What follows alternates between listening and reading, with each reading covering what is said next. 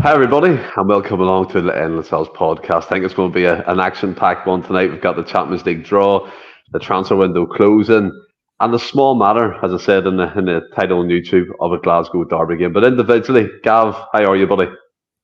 Mate, I'm brilliant. I was going to wear a yellow tie for tonight. Don't have a yellow tie, but I wore the next best thing.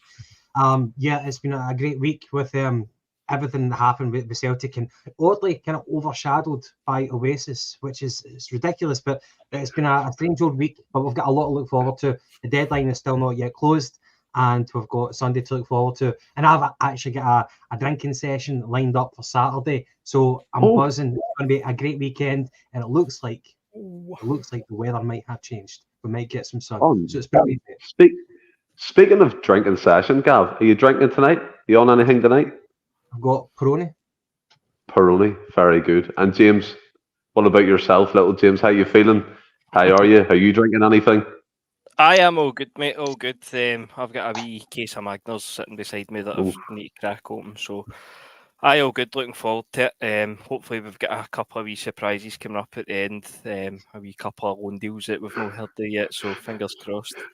I mean, there's a lot of rumours that we'll get stuck into. I mean, me myself personally, I'm on the rock shore, so going to put a few of them down me tonight and have a good laugh with everyone on the podcast. And we're delighted to be joined by the returning JP, James P. Forrest. How are you, buddy? I'm good, sir. I'm not bad. Anyway. Good man. In the comments, we've got Christoph, Monty, P. McLaughlin, Thomas Burns talking about Engels, hopefully our new signing that will go over across the line tonight, probably when we're on air at some point, hopefully. But look, Gav, we'll start with the signing that's literally just been confirmed in the last 20 or so minutes. Austin Trusty from Sheffield United, American-born centre back, left-sided. Obviously, we'll know Carter Vickers very well for the national team. At a very young age, he was picked up by Arsenal from the MLS. I think he played for the Philadelphia Union and people like that. Went on to Birmingham City on loan, then went to Sheffield United on a permanent basis, played over 30 games in the Premier League. And what I've seen, obviously, the rumours of Austin Trusty coming in is people maybe questioning his credentials in a struggling Sheffield United side. But I kind of caveated that on Wednesday by saying Carter Vickers is pretty much in the same boat with the teams he was loaned out to in his career and look how he started out. So how are you feeling about Austin Trusty coming in? We were crying out for a centre half, particularly left-sided, and it seems like we got the job done on that front. I am very, very excited as to what he can offer Celtic. I think that I know that we can get carried away sometimes with who's got their fingerprints on a signing. Is it the recruitment department? Is it the board? Or is it Brendan Rodgers? Difficult to say. This might be a Brendan Rodgers signing because his expertise is probably the British market. So I'm assuming that Brendan Rodgers has identified this guy, and so far we've been able to put our trust in Brendan so far, and he's done well so far with his signings. I think that we learned from Starfelt going back a couple of seasons that how inconvenient it is to have a right-footed player playing as a left-sided centre back. So whenever he left and Scales came in, we saw that it makes it more fluid. Now, don't get ahead of ourselves here. We know that Scales' distribution is not good, but what I'm saying is that the way that he positions himself for making passes with his left foot, it makes it more fluid. And if you've got someone who's just simply better at that distribution side, then it'll make us better as a team. Obviously, Joe Hart has really helped us improve it in regards of the passing out from the back. So bringing in Trusty, who is left-footed, play alongside Cameron Carter-Vickers, that's the vision. Then I think it will definitely really help us be more dynamic playing out from the back. The other thing is, though, is Scales. He's been our centre-back alongside Cameron Carter-Vickers for a full season, and despite his flaws, he was reliable enough domestically. So whenever we're bringing in Austin Trusty, and I'm not an expert on the guy, you need to kind of compare what he can bring to the table that Scales can't. And we're hoping that that's going to be the passing, that he'll be more assertive. He's got a better range, he's quicker with his feet. But at the same time, we can't lose sight of what Scales is good at. Scales is really good at in the last defending, he's an animal in the box. So what is Trusty in that kind of scenario? Is he as good as, or are we kind of losing out with that sort of thing? Because Trusty is not going to be better than Scales at every single thing here. So it'll be interesting to see what we're losing out and what we're gaining with this transition. And I guess the other thing, without stealing into anybody's thunder, is the fact that does he need to win the jersey? So is he going to have to stay on the bench for a period of time? We know that he's for $6 million. He's going to be coming into partner Cameron Carter-Vickers. So how long do we leave it before we bring him in? Do we just drop Scales immediately? Does Scales deserve that? He's not really had a clanger so far. He's actually scored a goal or two so far this season. So he's had a good start, Scales. It'll be interesting to see how they change it. People might feel sorry for Scales with that transition, but it's a cutthroat business, and you want to improve. And Brendan Rodgers is a manager, and he needs to make tough decisions. Scales is an upgradable player, and it looks like we have upgraded upon him. Well, you're speaking about, obviously, is it the manager's profile? Looking at the small snippets of the interview that he gave to the Celtic website, obviously before you see the exclusive interviews on Celtic TV, Rodgers was speaking about that he's athletic, he has a lot of power, he can pass the ball from the back and that sort of stuff. So he spoke about that profile of player a lot. And like you said, Gav, it might be unfair to Scales, but it is cutthroat. And I thought it was quite interesting, JP as well, in his kind of that 29-second clip they put out trying to promote Austin Trusty. I'm signing for Celtic already, getting names wrong. That he said, I'll see you all Sunday. Look, I'm not reading too much into that, but again, we'll obviously see him there being unveiled as a new signing. But how are you feeling about Austin Trusty coming in? Do you think this is exactly the type of profile that Rodgers would want in a player? I mean, he by all accounts, he does look good. And as I said, they're the attributes that Rodgers has always claimed that he wanted, seems to be in Austin Trusty. Which James? Yeah, the other one. JP, you're JP tonight. Right, sorry. I think this is a Rodgers signing. I think that's evident in how much money we've spent.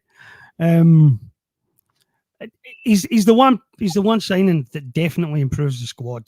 That definitely is an upgrade on what we had before. And I'm very much looking forward to seeing him and Carter-Vickers playing together. I wrote a piece yesterday saying that the manager finally has a fully fit squad to choose from. Excellent. And then I read this morning that Carter-Vickers was injured. I thought, I've cussed this. I don't believe it. I've cussed this. But thankfully, he seems all right. I don't think we'll see the two of them play together on Sunday because I think the way Rodgers has got the team working, he's obviously done a lot of work in the summer. And so everybody can anticipate what everybody else has got to do, and it will take the new signings a couple of weeks to get up to speed. So I don't expect any debutants tomorrow on Sunday. We might be shocked, but I don't expect any. I think it's a big ask to put a brand new guy into the middle of the defence for a game like this. And Rodgers will play it safe, and I don't think he'll take a risk. Yeah, I think he'll probably go. I think it's an excellent signing. I think he'll probably go with the continuity aspect of things in terms of keeping that starting 11 tight. And anyway, it goes into the international break, so I know it's a cliche, but 2 weeks of full training for the new signings. It would be interesting to see how James how packed their bench is on Sunday for the quality. But again, before we come on the other players individually who might be signing or hopefully signing, Austin Trusty. I mean, I kind of echo what Gav and JP said there. Like, I'm fully on board with him. I like his kind of development as a player. I mean, Arsenal don't pick up anyone just for the sake of it. Obviously, they've done their scouting and research into him. Maybe just didn't work out for him. They have all sorts of players in their backline and they're challenging for Premier League titles. But he gained valuable experience last season in the Premier League against top opposition. So that only bodes well for Celtic into this season and also the Champions League as well. As I said to you in the group chat, I'm not by any means claiming to be an expert on the guy or that I've watched him a lot, but I did see him a few times last season, and I must admit I did get the fear a wee bit when I seen we were linked to him. But then the other flip side of that is I think you could have put Paolo Maldini in that Sheffield United team and they've still struggled with the rest of the squad they had. So I don't think I can read too much into that, in all fairness to the guy. But no, it's obviously it was one of the two key areas that I think we all agreed needed to be improved upon. We've been out and we've put the money down for it. it appears to be, as we've all said there, a kind of a Rodgers style signing, and we've kind of pushed the boat out, I suppose, to bring him in. So that only bodes well, and hopefully it bodes well for the future as well in terms of recruitment. Yeah, and anyone as well. Yeah, go ahead, Gav. Just one final thing that I wanted to add. There are certain defenders who don't look good in particular systems, certain teams. We had Duffy, who had a solid reputation in England, and we had the guy from Liverpool as well, who had a reputation in the Championship. They had admirers, and whenever they came to Celtic, where the responsibility is to play out from the back, they were totally out of sync. It wasn't what they were used to, and they looked like bad defenders. So I've heard some detractors from Sheffield United fans saying that why are you wanting Trusty? He's not a good player. It's quite possible that Trusty might look bad in their team just simply because it's always backs to the wall. But playing on our side, it might complement his abilities. So that was just one other point I wanted to make. See, it's actually JP Farron, right? And I heard nothing but negative reports about Cameron Carter-Vickers before we signed him. Nothing but negative reports, and that turned out to be slightly mistaken. Let's just say, but I never heard a single good thing about him from anybody who I know. I think as well. I think we use are both saying systems are a big thing. And see, to be fair, a blind man could have seen or foreseen that Shane Duffy would have fit in a system where he plays in the halfway line, and the same with Nat Phillips. It's pace and you're turning the ball over. I remember when we signed Shane Duffy, it's like, I don't think this is going to work out. The same with Nat Phillips. That's to me a recruitment issue. And then two particular signings where Austin Trusty looks like a ball playing centre half. He looks quick, pacey, Gavin. Like you said, maybe in a Sheffield United team where he's defending 90% of the time, he's not going to be able to showcase his abilities because he's kind of restricted into what he can do within that team. So for one, I'm excited for this. And again, while we're on there, anyone keep us in the loop with what's going on Twitter. Any signing news, little James, I know you're probably all over it. So anyone that gets breaking, throw it in, and we'll talk about that as well. But JP, I wanted to come to you about something. As I said, we're going to have different opinions. We will, in an entirety, try and remain positive. We've got a lot to talk about, but we were talking kind of off in the green room. It sounds like we'll have a dressing room, doesn't it? But it's just before we go live.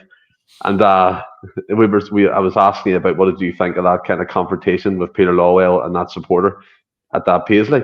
What I wanted to ask on top of that as well was, do you think, I mean, as a whole so far, the recruitment and the transfer window hasn't been great viewing, okay? We've been always told, wait, it's going to happen. And by all accounts, the last week seems to be when it's kicking off for us, which is good. At least we're getting business done. But do you think Rodgers piled the pressure on the board? And I mean, people are saying that your man obviously kick-started Lawwell into gear. I don't think it was going to happen that way. I think Rodgers was maybe holding off for what he wanted. And someone came in the comments there, Martin McCowan says, Gavin looks sexy. There you go, Gav. You look sexy in the Bumblebee. But do you believe that Rodgers was waiting for this the whole time? Was just holding out for what he wanted, or do you just think it was, backs to the wall type thing in the last week of the window? I think one of the reasons why we haven't signed Rodgers' fabled 7 or 8 players is that Rodgers vetoed almost all the early options. I have no doubt that is what happened. I don't believe for a second that Celtic were going to break the transfer record twice in this window. I don't believe there was any intention of them doing that. I think when you look at some of the low-key options that we were originally linked to in midfield, the fact that we've got Engels suggests that the manager's drawn a line in the sand there and basically told them to get it done. I'm still not impressed by how this window's turned out. I still think that we're missing too many key positions. I think we're weaker as a squad overall right now. If we sign this guy tonight, we've strengthened in one position. We're down to 2 strikers instead of 3. Rodgers said he wanted 2 midfielders. So far, it looks like we're going to get 1. We may get McCowan, we may not. With nobody out wide. Don't even get me started on the left back. I've gone over this about a bazillion times in articles and online talk. I'm sick arguing about it. All I can do is quote what the manager himself said. He's there to provide competition for Greg Taylor. After 2 fucking years, we shouldn't be providing competition for Greg Taylor. We're loanee from the Spanish second division. And I don't know. maybe the only person who thinks this whole window has been an absolute shambles from start to finish. And it's okay, it's ended with some signings, right? But somebody said to me today, you can't say that the board hasn't spent money. The board hasn't spent money. The board hasn't spent money. For yet another transfer window, we're going to be in a transfer. We're going to have a transfer surplus at the end of the window. Unless we do something remarkable tonight out of left field, which no one is predicting, we'll have a transfer surplus. This board is averse to spending money. It just doesn't want to do it. Rodgers has probably had to kick some serious balls behind the scenes to get them to spend what they've spent. Yeah. Sorry. I think there's the first JP rant tonight, loving it. I think when you look at it, Gav, as well, I mean, if you look at the outgoings, I think the total is just around £40 million that we've recouped in transfer fees this summer, and that's not even counting Real Abada, I don't think, in that as well. So there's an extra 13 you can add on to that. And I mean, let's be fair, the Engels deal is going to break our club record. I think it's up there £11 million, €13 million plus add-ons. So that is a good amount of money spent. We've broke that £9 million ceiling. Look, that sets the kind of tone for future windows. But again, let's focus on the here and now.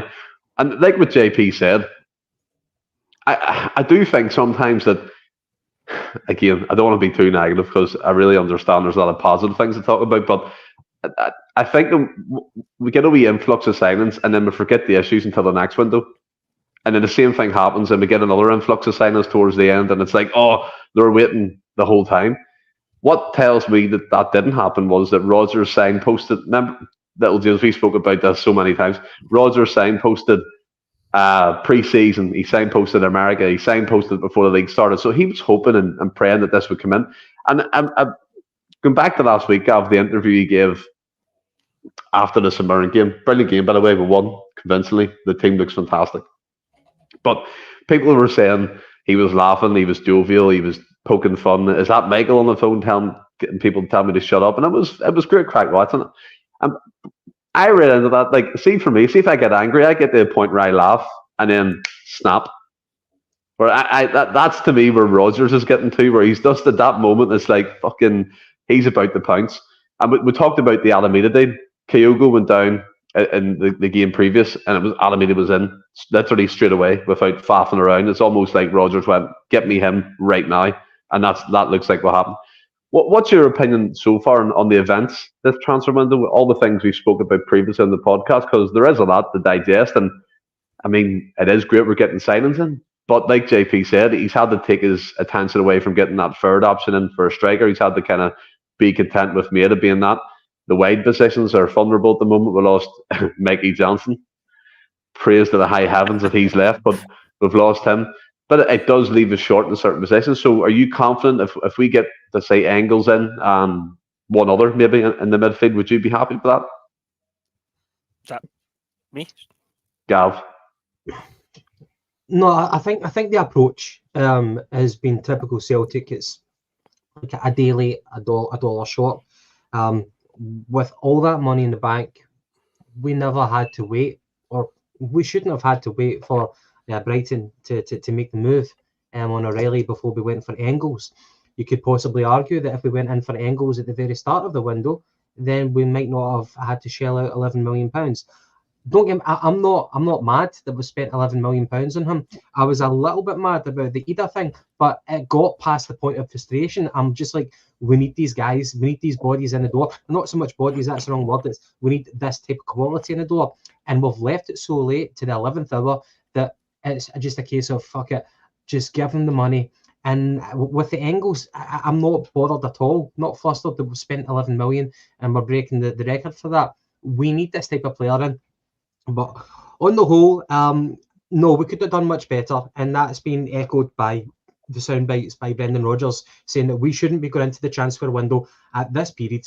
Yeah. Needing to do that. We shouldn't manufacture our own panic, something like that, if I'm paraphrasing his words. So no, we've left it too late. We're the architects of our own downfall to an extent. We knew the positions that needed to be identified, and for some of them, we have kind of came up short, I believe. I agree with JP in terms of the left back conundrum. Now, whether you think that Greg Taylor is you want him to be your number one. The least that you can do is bring in someone of equal caliber to him and let him fight it out. But we've brought in a guy who's totally green, who's barely kicked the ball in anger, and I will be astounded if he takes the jersey off Greg Taylor.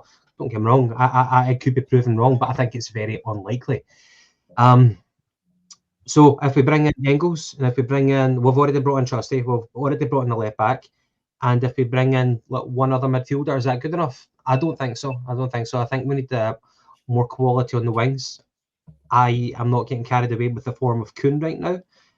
It was easy for him to improve upon last season because I thought he looked inept last season. So Kuhn is caught some plaudits, but I think I'm not getting carried away with it. He needs to do eye-catching. He needs to do eye-catching moments in big games starting on Sunday. If he has an invisible game on Sunday, then I will start to doubt him more. I just need to see him do it in the games that matter. I'm not getting carried away with what he's done so far. So basically, I would like to see an upgrade on the wing position. Happy with Maida. I'm not going to go through everybody. That would take so long. But yeah, I would like to see. It's Friday, Gav. We've done a marathon before. It's another thing. I would like to think that we'll still be alive once the door slams shut tonight. But yeah, I would definitely like to see a winger. But yeah, I think overall, it's not been good enough. We've left it too late. Why did we put ourselves in this position? It's not like it's the first time we've been there. It's not our first rodeo. We just make it hard for ourselves. It's the optics, that famous old word, isn't it? The optics of the window. James, not JP, James, let's get this right one more time. It's the optics of a window that is kind of shambolic. And I think this is a good point by P. McLaughlin. I hope Engels is a roaring success, because if he's not, this board will never spend that type of cash again. We've seen that. Remember the arguments, James, about Ayeri was 5 million, Barkas was 5 million. People making cases why not the splurge that wee bit extra on transfers, but then they forget the likes of Christopher Julian, Carter Vickers, Jota, the success they brought the team with them higher fees. And I do agree with P. McLaughlin in the sense where £11 million is a big outlay for us as a club. That it is a wee bit of trepidation, because if he doesn't start on fire in his first 4 or 5 games, the board can rightly say, look, we tried that before, it's not going to work out. So, it could maybe go both ways here. But I mean, we're talking about the window as a whole, and how do you feel at the moment? Well, I find myself in the rather strange position of being the most content cunt on this podcast tonight, I think. But I think that comes from just how kind of pessimistic I was. Obviously been on here the last couple of weeks as well. Like the left back situation with Valley, whatever we're deciding we're calling him. With him coming in, I'm delighted with that, purely because I'd resigned myself to the fact that we were going to get Owen Beckin. So Andy, other than that, is a positive for me. I get that it's a loan deal, and realistically, if he comes in here and performs well, based on his contract situation at Barca, he's probably not going to be here the following season. But I've still, based off absolutely nothing, I still think there's legs in the Kieran Tierney thing, be it in January or next summer on the cut price deal. As I say, because every left back, be it Beck, Windal, obviously the boy that we've got, every left back we were linked with his own loan. Look, with the thing with the board that you were saying, like they wouldn't try that again. I think I'd have to disagree with you there, to be honest. I get that we've increased the fee. We've broke a record fee with Engels, and it's obviously kind of double what Barkas and Ayeti would have been. But I don't think you can say that when no so long after Barkas and Ayeti were in the building, we did go out, and albeit they were on loan initially, but we did go out and spend more than that on Jota. We did go out and spend more than that on Carter Vickers, and then we've done it again this summer with Ida. So look, I'll be first in line to have a go at the board, but I don't think you could really make that argument, because I don't think history kind of backs it up in that sense. Look, every transfer is going to be a gamble, and I know it's the old cliche. You can sign a guy at £1 million and Matt O'Reilly is obviously the perfect example. You can sell him on for 30 million a couple of years later. You can sign a guy for 11 million and he could flop. Every transfer comes with risk, but history, the one thing that history does tell us is when we look at the fees that we've we've kind of obviously paid higher fees. More often than not, you do tend to get what you pay for. You think, like, Barcast and Yeti, obviously the outliers to that. Excuse me, sorry. I would class Julian as a success. I know people have a difference of opinion on him, and then obviously Carter Vickers, Jota, massive successes. Ida hopefully goes on to be a success. Obviously showed what he can do last season. So I don't really subscribe to that argument. But with the Windy overall, I agree there is a lot more. Well, a few more that we could have brought in terms of positions. But as I say, we've been on here the last couple of weeks and been pretty pessimistic about where we're going to be. If we've went out and spent 11 million on Engels, he is the O'Reilly replacement. That for me signals a step in the right direction. Whereas we've seen it in the past, we would be kind of scrimping about in the bargain basement trying to replace O'Reilly. But we've done what we really should have done. What we've been asking us today for years now is we've accumulated that money and now we're looking to take the next step, get semi-proven quality in, and then kick on for there. Hopefully we can sell him on in a few years for 35, 40 million. Obviously it represents that next step. The guy's 20-year-old. I think he's played over 50 games in the Bundesliga. So it's at that age, obviously he's in the Belgian squad today as well. So he seems to have the track record to back it up. The Bernardo signing, I'm still no overly enamoured with. I think he's all right. I don't think he's much more than that. Again, hopefully that's one I'm proven wrong with. Ida, I would have signed Ida. Obviously, I wanted Miofsky as well. I think that's the one thing that no Miofsky in particular, but the one thing that disappoints me this window is that we haven't managed to get another striker in. I know the manager's own record is saying he wants 3, and I know the argument for Maida being a centre forward, but if Maida's a centre forward, he's no playing in the wing, so then by that logic, you should have another winger in there. So I'm pleasantly surprised with the business that we've done, so I'm relatively content. I still think we might see a wee loan for down south coming out of nowhere at kind of 9:30, 10 o'clock, maybe, hopefully, touch wood. And it might be a kind of forward player that can play anywhere across the front three. If we can get that in, then I would probably go as far to say as I'm happy. But as it stands now, maybe 1 or 2 we could have done, but we still went far above and beyond what I was ever expecting us today this summer. Yeah, I mean, I do get what you're saying in essence of taking the next step, but where I'm going to disagree with you, James, is that I think a lot of this is more because clubs know we have money to spend.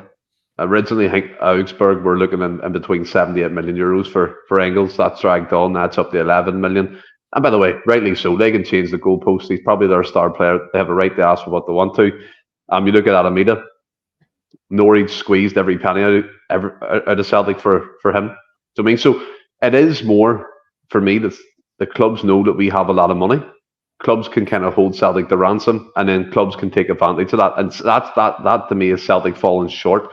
Maybe look, it's only a couple of million here and there. We can afford that, obviously, but to me, it's not necessarily the next step. I think it's a forced next step because Rodgers wants these players, and the fees have been inflated because of the clubs knowing that, as I said there, that we have money. But what do you think about that? I agree. I agree to an extent. They'll know that we have money, but well, 2 things I would come back at that way is when Atalanta were putting in the bids for O'Reilly, I read umpteen times that they were selling Coop minors to Juve for 50, 60 million, so they had cash to burn to buy O'Reilly. So we date to other clubs as well, albeit they didn't meet that magical 25 million number. So we date to other clubs as well. And look, quite rightly so. If the cash is there, you're obviously going to try and get as much as you can. And look, see if we were sitting here the night and we hadn't, I know he's not officially announced, but it's all but done. If we hadn't get Engels in the door because we were haggling our 1 or 2 million, and we hadn't get Adam Ida in the door because we were haggling our 1 or 2 million, I can guarantee you that we would not be sitting here saying, well, he isn't worth that extra 1 or 2 million. So, and look, as I've said before, I'll be the first to stick a boot in, but I think I said it as well in January. If it's who the manager wants, there's no point dicking about for the sake of 1 or 2 million. Just put the cash down and get him in the door. If it's the manager's first choice, then go for it. If he's okay with it, brilliant. So sometimes, and look, it's the one thing that I will never be happy with for the rest window is the length of time that it's taken. You would think the window opened after the game last weekend. in terms of how the business has been done. The length of time and how it's played out has been shocking, but I think come the end of the one day, I'll be quite content with how it's played out. Yeah, and hopefully we all are. I think we are content as it stands at the moment with the potential incomings. And JP, Jim Rafferty comes in. We are still not injury away from being short here and there. Let's hope there's more to come. Our board don't help matters. And see as well, we were talking about about Alex Valle coming in to kind of fight out for the left back position. He hasn't really had much experience, but by all accounts as well, the reports here are quite glowing. I mean, Barcelona were reluctant to let him go. Their fan base seem upset that he's left because they expected him to challenge for a first team opportunity at Barcelona. We've got him. But what I was thinking, while James was talking as well, is it compromise in other positions to get other targets in? So you look at Alex Valle coming in for a loan, but we're splashing out maybe on Engels, and the board are saying to Rodgers, look, you might have to make a compromise here and there. We'll give you him, but you have to kind of take him, so to speak. Do you think that element goes on in the boardroom with Brendan? JP? Sorry, give me that again. Sorry, I was miles away there. That's a whole monologue that I'll have to start again. So basically what I'm saying is, in the boardroom, do you think there's compromise with players? Because we've seen Alex Valle coming in. Aye. At left back, and obviously signing for bigger fees for Engels. Do you think the board are saying to Rodgers, like, we'll give you this guy for this much, but you have to kind of take this guy into consideration? We better compromise in both directions. Yeah, right at the start of this window, I wrote an article that it's one of the ones that I regretted it almost as soon as I pressed publish, because I knew people were going to take it the wrong way, and I knew I was going to get a lot of shit for it. And it was about spending £12 million to stand still. And I knew we were going to have a problem as soon as Rodgers said that he wanted both Ida and Bernardo, because these guys will not spend a single penny more than they want to spend. And I knew spending £12 million on two players right away was going to absolutely kill the transfer budget. And I think from that point on, Rodgers has been compromising, and the biggest compromise he made was, we're not going to do any more serious and significant business until Matt O'Reilly's no longer in the building. I think that's what happened. But I knew we were going to have problems as soon as I realised we were going to have to spend £12 million just to keep the squad as strong as it was at the end of last season. Mad. Yeah. Had a bad feeling. It is. And Roger just spoke about not standing still for the eternity of time since he's been at Celtic. But Gav, let's have a wee look. Let's turn our attention to the Champions League draw. I know you've been doing a wee bit of... Can I just finish up in one final transfer target? Luke McCowan. Mm-hmm. Can we have a wee discussion for him? I think in the group chat, Little James, you were saying that you would prefer Lennon Miller over Luke McCowan. Luke McCowan is the Dundee captain. James, in general, I don't disagree with that sentiment. I really, really want Lennon Miller. However, I think Luke McCowan is a really, really smart purchase for us. I think it's in the mould of Barry Robson, Paul Hartley. He's the captain for Dundee. He's going to make an immediate impact. It's not like a project player who's going to wait a year or two before he can start to make an impact. This guy is a low-risk signing, high rewards. He is going in without any ego at all. He's going in knowing the challenge that he's up against, that he's not going to be walking into our midfield, and he knows that he's going to have to burst a gut to get on the park for us. I think at the age that he's at, about 26, 27, he's probably been grafting his entire career, and now this big opportunity is coming for him to get a move to Parkhead. So for one, he ticks the domestic quota.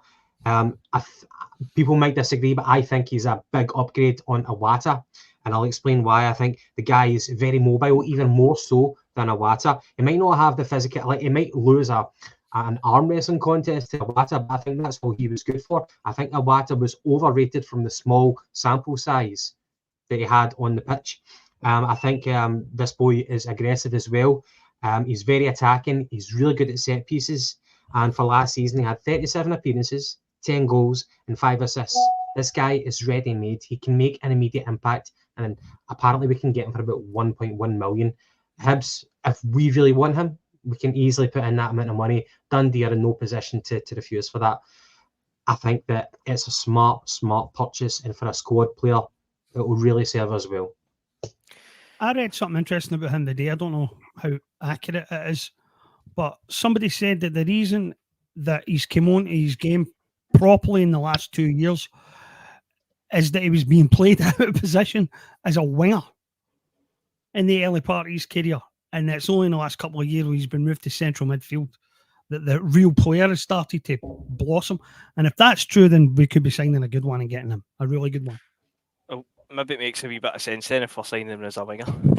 No, but look, Gav, you're dragging me down here, man. I've been all fucking sunshine and rainbows tonight so far, and you're going to make me get negative here. Look,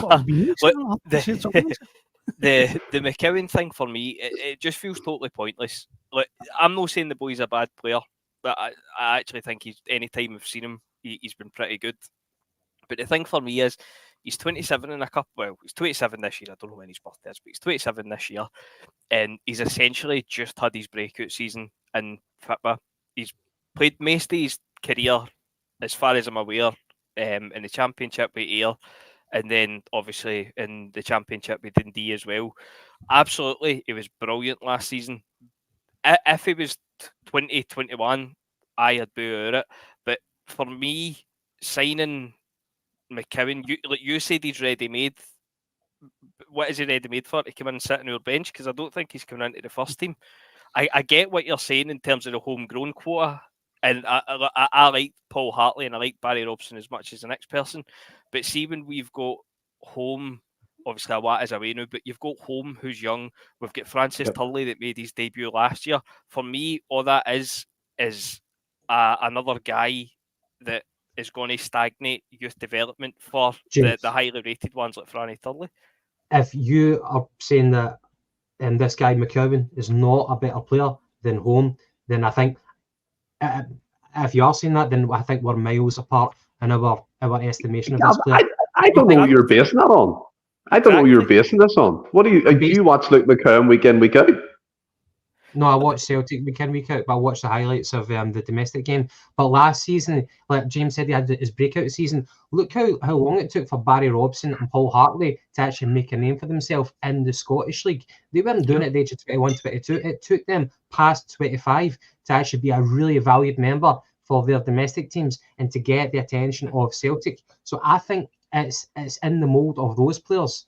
If you think he's not a good player, if you don't think he's better than home, fair enough. I don't agree with that. But I think he's a good squad player. If you talk about Turnbull, who was a squad player, and his lack of mobility and his lack of dig, I think McCowan has got all that and more. I think he's better than Awata as well. If we're talking about French players, I think he's an upgrade in what we've had already, and I'd be happy because it's a long calendar, a lot of competitions, and we can't always be playing our favourite three in midfield. I think he can easily come in and do a job domestically. Look, I'm no. I don't know if it's getting confused. I am not saying that he's a bad player. For what I've seen him, I think he's good. I think he's been good for Dundee last year. Obviously, as I say, it was his best season. But you're saying Hartley and Barry Robson. That's all well and good if you pick them out to suit your argument. But if you're looking at every other Scottish player that we've signed for the Premier League, like Gary Mackay, or just players in general for the Premier League, Gary Mackay, Stevens, Chris Killins, Nadir Chifty, like you can pick out bad ones as well. I get they're no central midfielders, and I do get your argument you're making because he is captain and he's looked good for them. And look, as I say, I don't think he's a bad player, but I just think it's a bit of a pointless signing. It is literally a tick box exercise for the homegrown quota, and I think putting him in there, like you're saying, he's a better player than Odin Home. Home, yeah. I don't know how you can base that because we've barely seen Home kick a ball. If Odin Home went out on loan and didn't do it down south up here, then I can help choke here. If he went out on loan and didn't do it, then fair enough. But we haven't seen him to compare him, so I think it's a bit of an unfair comparison. And look, I think as well, and obviously we're going to be dealing in rumours, but I don't think he was obviously Engels was our first choice, but I don't think Luke McCowan was our second choice. I don't think it takes you to the back of 9 and deadline day to put in a bid for a guy fucking a few miles down the road for you. And we've had links with Bogish for X amount of million. Look, I wasn't really impressed with him, I must admit as well. He's never a winger for what I seen him in that cup final last week. The other guy whose name escapes me, was playing in Switzerland, Sanchez. He was obviously linked as late as last night. So I think I said the point. Like, it was maybe harsh, but I said last week that I think we'd be on here tonight, approaching the deadline, polishing a third when we had Owen Beck and Luke McCowan in the building. Look, Owen Beck isn't in the building. Fucking high fives for that. But the Luke McCowan thing for me, it is literally a tick box exercise. And that's no me saying he's a bad player. As I say, I just don't think he in any way, shape or form improves us. You can say he's better than Odin Thiago Home. And look, if I'm wrong, I'll hold my hands up. I've done it before. But I think we're sitting here this time next year, and Luke McCowan's maybe played a handful of games for us. And we're maybe looking to loan him out or whatever. But I hope I'm wrong. I hope he comes in and he's brilliant. But I just think he's coming in to be probably 5th choice at least. And he's clearly not been first choice for that 2nd choice, if that makes sense. You know what I mean? Like, Engels was the number 1, but he's not been even 2nd in the list after Engels. And for me, I wouldn't go as far to say it's a panic buy, because I do think the manager will like him. But this is one that literally could have been done within the 2 days of the window opening. £1 million for a player for Dundee absolutely could have been done. I agree that we could have been quicker off the mark with that. So that's one failing of Celtics. If we want this player, why didn't we do it a month ago? You're right in that. But everything else, and I know that we could drag this out for too long, but in terms of evidence-wise, what can McCowan do that Home can't? Well, and you say that Home hasn't been given many opportunities. I think that the only difference is McCowan has been given opportunity last season, and we saw what he can do. Can Home, with a starting berth, can he give us 10 goals, 5 assists? Can he make the same impact to what McCowan can do right now? McCowan knows the league. But I know that we can drag this out for so long. You obviously feel one way. I just feel another. I don't know if it's a gut feeling that I've got, but I just think that he might not improve us, but he'll improve the average player at Celtic. If you compare what we've got right now, I think he's better than the average player that we have right now in our midfield. And 5th choice midfielder, absolutely fine. We play 3 anyway. They need understudies, and they will get rotated. There's a lot of games. I mean, look, I do get the sentiment. Do you know what I mean? I wasn't totally disagreeing with you. I think as well, we're talking about Odin Thiago Home. I mean, his chance was in the Norwegian League when he played over 100 games at a very early age. So he has proved he has some pedigree, and unfortunately, doesn't get a starting berth at Celtic's team. Luke McCowan, by the way, Gav, I do understand what you're saying. Wasn't trying to be cheeky with you about a dig watching them week in, week out, because it seemed to spike you up a wee bit, but But I like the passion. But look, I kind of side with James in this one. Like, I think you and JP are probably of a similar thinking, Gav and JP. But I just think I mean, if you talk about us being like with Alvin Sanchez and Bogies, he's like 4th or 5th choice in that transfer target list to get Luke McCowan. And it's an easy deal to fall back on if the other ones fall through. It'd be quite interesting to see before the end of the night what will happen. I know Lyle Cameron, who plays for Dundee, he might be away to Rangers. So there's talk of a couple of Dundee players. Is that not happening? That got tonight. Okay. But James, you want to fire something in there? No, I was just going to say, I fucking keep choking every time I go to speak. Sorry if I appear defensive. Pardon me. Sorry. Oh, Gav's on the rum tonight, man. Duck for cover. I like it, Gav. Keep going. Be like that. No, let's go. What I was going to say, and look, he's might shoot me down in flames here, but we spoke on here before about Lauren Shankland when the rumours was signing for Celtic. I don't think any has wanted us to sign him. I would put Shankland and McCowan. Obviously, the price bracket is substantially different, but in terms of career path and trajectory, I would put them pretty similar together. So is it just the price value that we're different on? Because he's captain a better SPL side than Luke McCowan is, albeit obviously they play different positions. So why would we not be happy with the guy that's named in my head, Shankland? Shankland? Fuck no. No, please, God, no.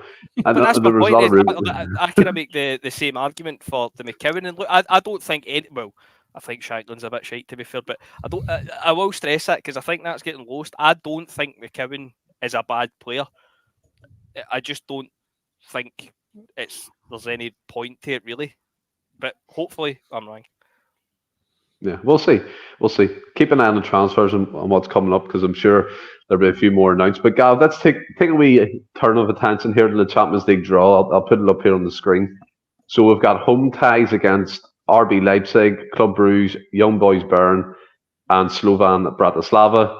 Tasty away ties at Borussia Dortmund, Atalanta, who were linked to O'Reilly for 9 years, Dynamo Zagreb, and a tasty, as we like to call it, or as it is always dubbed, the Battle of Britain against Aston Villa. For some reason, when I seen we got Aston Villa, it brought me right back to the Seville run. No, when we got Blackburn and Liverpool, things like that. Just brought me right back, and that's same like nostalgic feeling that I had then appeared. But Gav, you've done some kind of deep diving in certain teams. Is there anyone we need to be wary of? Any good performers? Any top performances in their respective leagues? What have you got for us?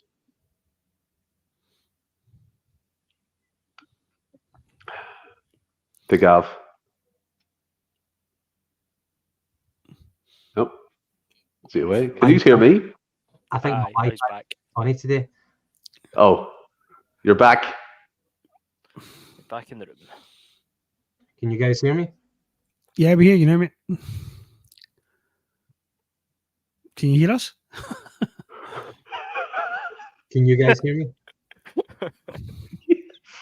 Yes. Yes, Houston, we have a problem. I can hear you. Yeah?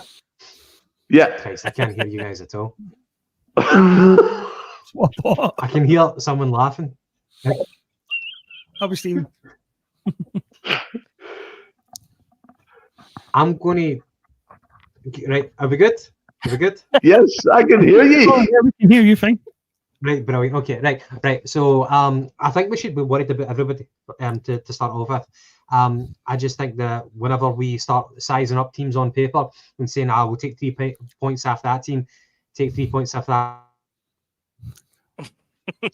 Oh. Right. Are we here? Are we all here in the present? Oh my God. No. Right, I'm going to exit.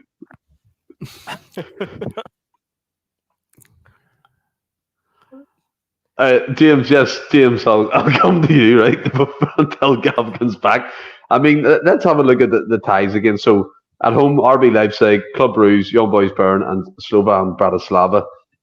How do you feel about the draw? And also, how do you feel about the new format? I thought it was decent. We've got a lot to look forward to, in my opinion. I can only echo what Gav said.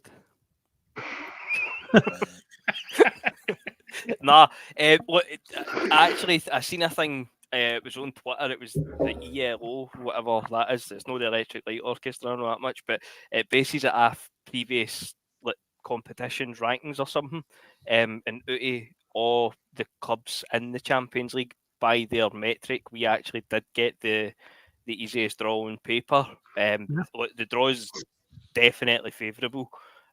We said we had a favourable draw last year as well, to be fair. So there's no easy ties in the Champions League, but I think you would have been hard pressed to handpick an easier draw. I think looking at the list, there's only really 2 games that I would be probably willing to write off not taking anything for, and it would be Dortmund away and probably Atalanta away. But even they 2, I mean, it really depends how they kind of kick on this season based off last year. So there's a lot of potential for us to take points and hopefully get into that kind of playoff round. I mean, based off the draw, if it was not played in paper, of course, but I mean, you might fancy us to finish pretty high up, but no, I'll settle for the playoff round based off the draw. But no, I'm looking forward to it. And I must admit, as much as I found it confusing when I watched that wee kind of toe curling film that they put on with all the ex-players, I think that just made it worse. It confused me even more. But once it got going, it was pretty straightforward. You've got a good variety of teams, obviously 2 more games as well. So now I'm looking forward to it. It's essentially just the Super League with fucking stars on the branding really into it. But I'm looking forward to it. And I'm looking forward to it starting. I think it'll be good, this new structure as well. I think it needed a refresh, and obviously they are threatened by the Super League and what clubs could potentially join it after all the kind of hoo-ha in the last couple of years about Barcelona, Real Madrid, Juventus and all trying to form a breakaway league. Look, that might happen in the future, but for me it's refreshing, Gav, and hope you're back in the room with us, that we have all these games to look forward to. Again, it's a different kind of concept where you're not playing the same team twice. I find it a wee bit more exciting, as James said, a wee bit of variety in there, and you can kind of hopefully aim for that playoff position. And I do understand what you said before you blacked out a wee bit, that we'll have to be kind of wary of everybody. I do agree. I don't think there's any game in particular you look at and be like, that's a banker, 3 points. I know what James is saying. I think there's games and the draw on paper is probably the easiest, but we've seen this before. We've been with teams like this before, and they always give us a cracking game, whether it's Copenhagen, a Bodo Glimt, Furnace Faros. All these teams have always give us a game, so we cannot be ignorant or be complacent, get into these exciting fixtures, but we do have to be on regard and another A game to get anything. But Gav, what have you looked at any players in particular that spring out to you want to have a chat about? But I'll hand it over to yourself for now. Cheers, mate. So just a kind of brief summary of what I know of the team so far that we're playing. So the first one is RB Leipzig. We've got them at home, so they're a pot one side, and obviously they beat Celtic twice 2 seasons ago. They've come out of pot one after finishing 4th in the Bundesliga last season. They finished 25 points adrift of the title winners Bayer Leverkusen.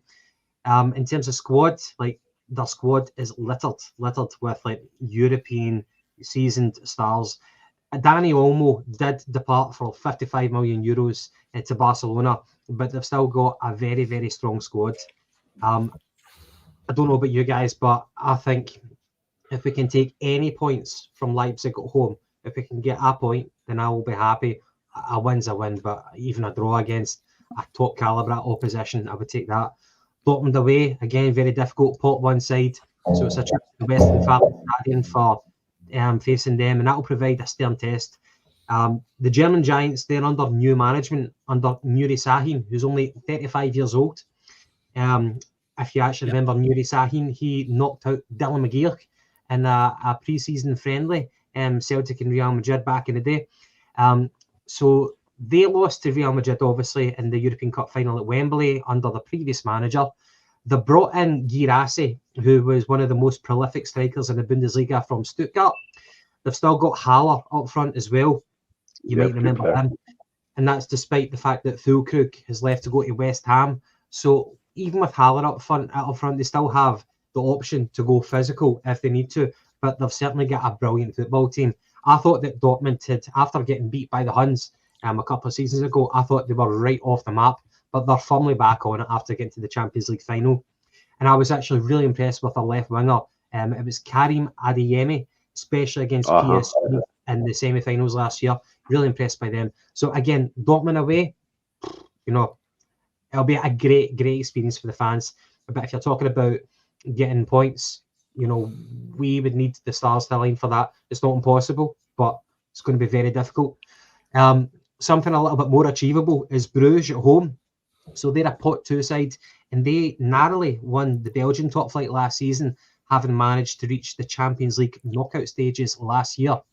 In the group stage, they only lost once, which is incredible, and they kept 5 clean sheets. But eventually they got to the knockout stages and they lost to Porto 7-1 on aggregate. Simon Mignolet, you might remember him, he plays in goals for them. And of course, somebody said it in the comments earlier on, Dedrick Boyata plays for them at centre-back. That'll be quite fun. However, they've made some big sales with their centre-forward, Thiago, going to Brentford for 33 million euros, and a left winger going to Leipzig for 21 million euros. So he might leave Bruges, but we're going to be playing Leipzig anyway, so we still have that player to contend with. So Bruges at home, I think we definitely need to be aiming for 3 points. We need to get serious about that sort of thing. But again, write them off at your peril. They got to the knockout stages last season. So if you think that, even though they might not have any eye-catching players in their squad, if you're writing them off on paper, then you're obviously not experienced enough. Like, I don't mean to patronise people, but even the teams on paper who are shite can easily surprise you. And I think you said that at the start. Atalanta away, a pot 2 side. So they claimed their first ever European trophy by ending it by a Leverkusen's long unbeaten run in the Europa League final via a Lookman hat-trick. Do any of you remember that we were actually in for Lookman back in the day, but I think he went to Everton instead. Atalanta finished 4th in Serie A, and they got to the Coppa Italia final, but they lost 1-0 to Juve. They sold Coop Miners for 55 million euros. Again, Atalanta, they're just a really, really strong side, and they've been getting into Europe for a number of seasons now, so they will not be fools. If we can get any points away in Italy, that'll be brilliant.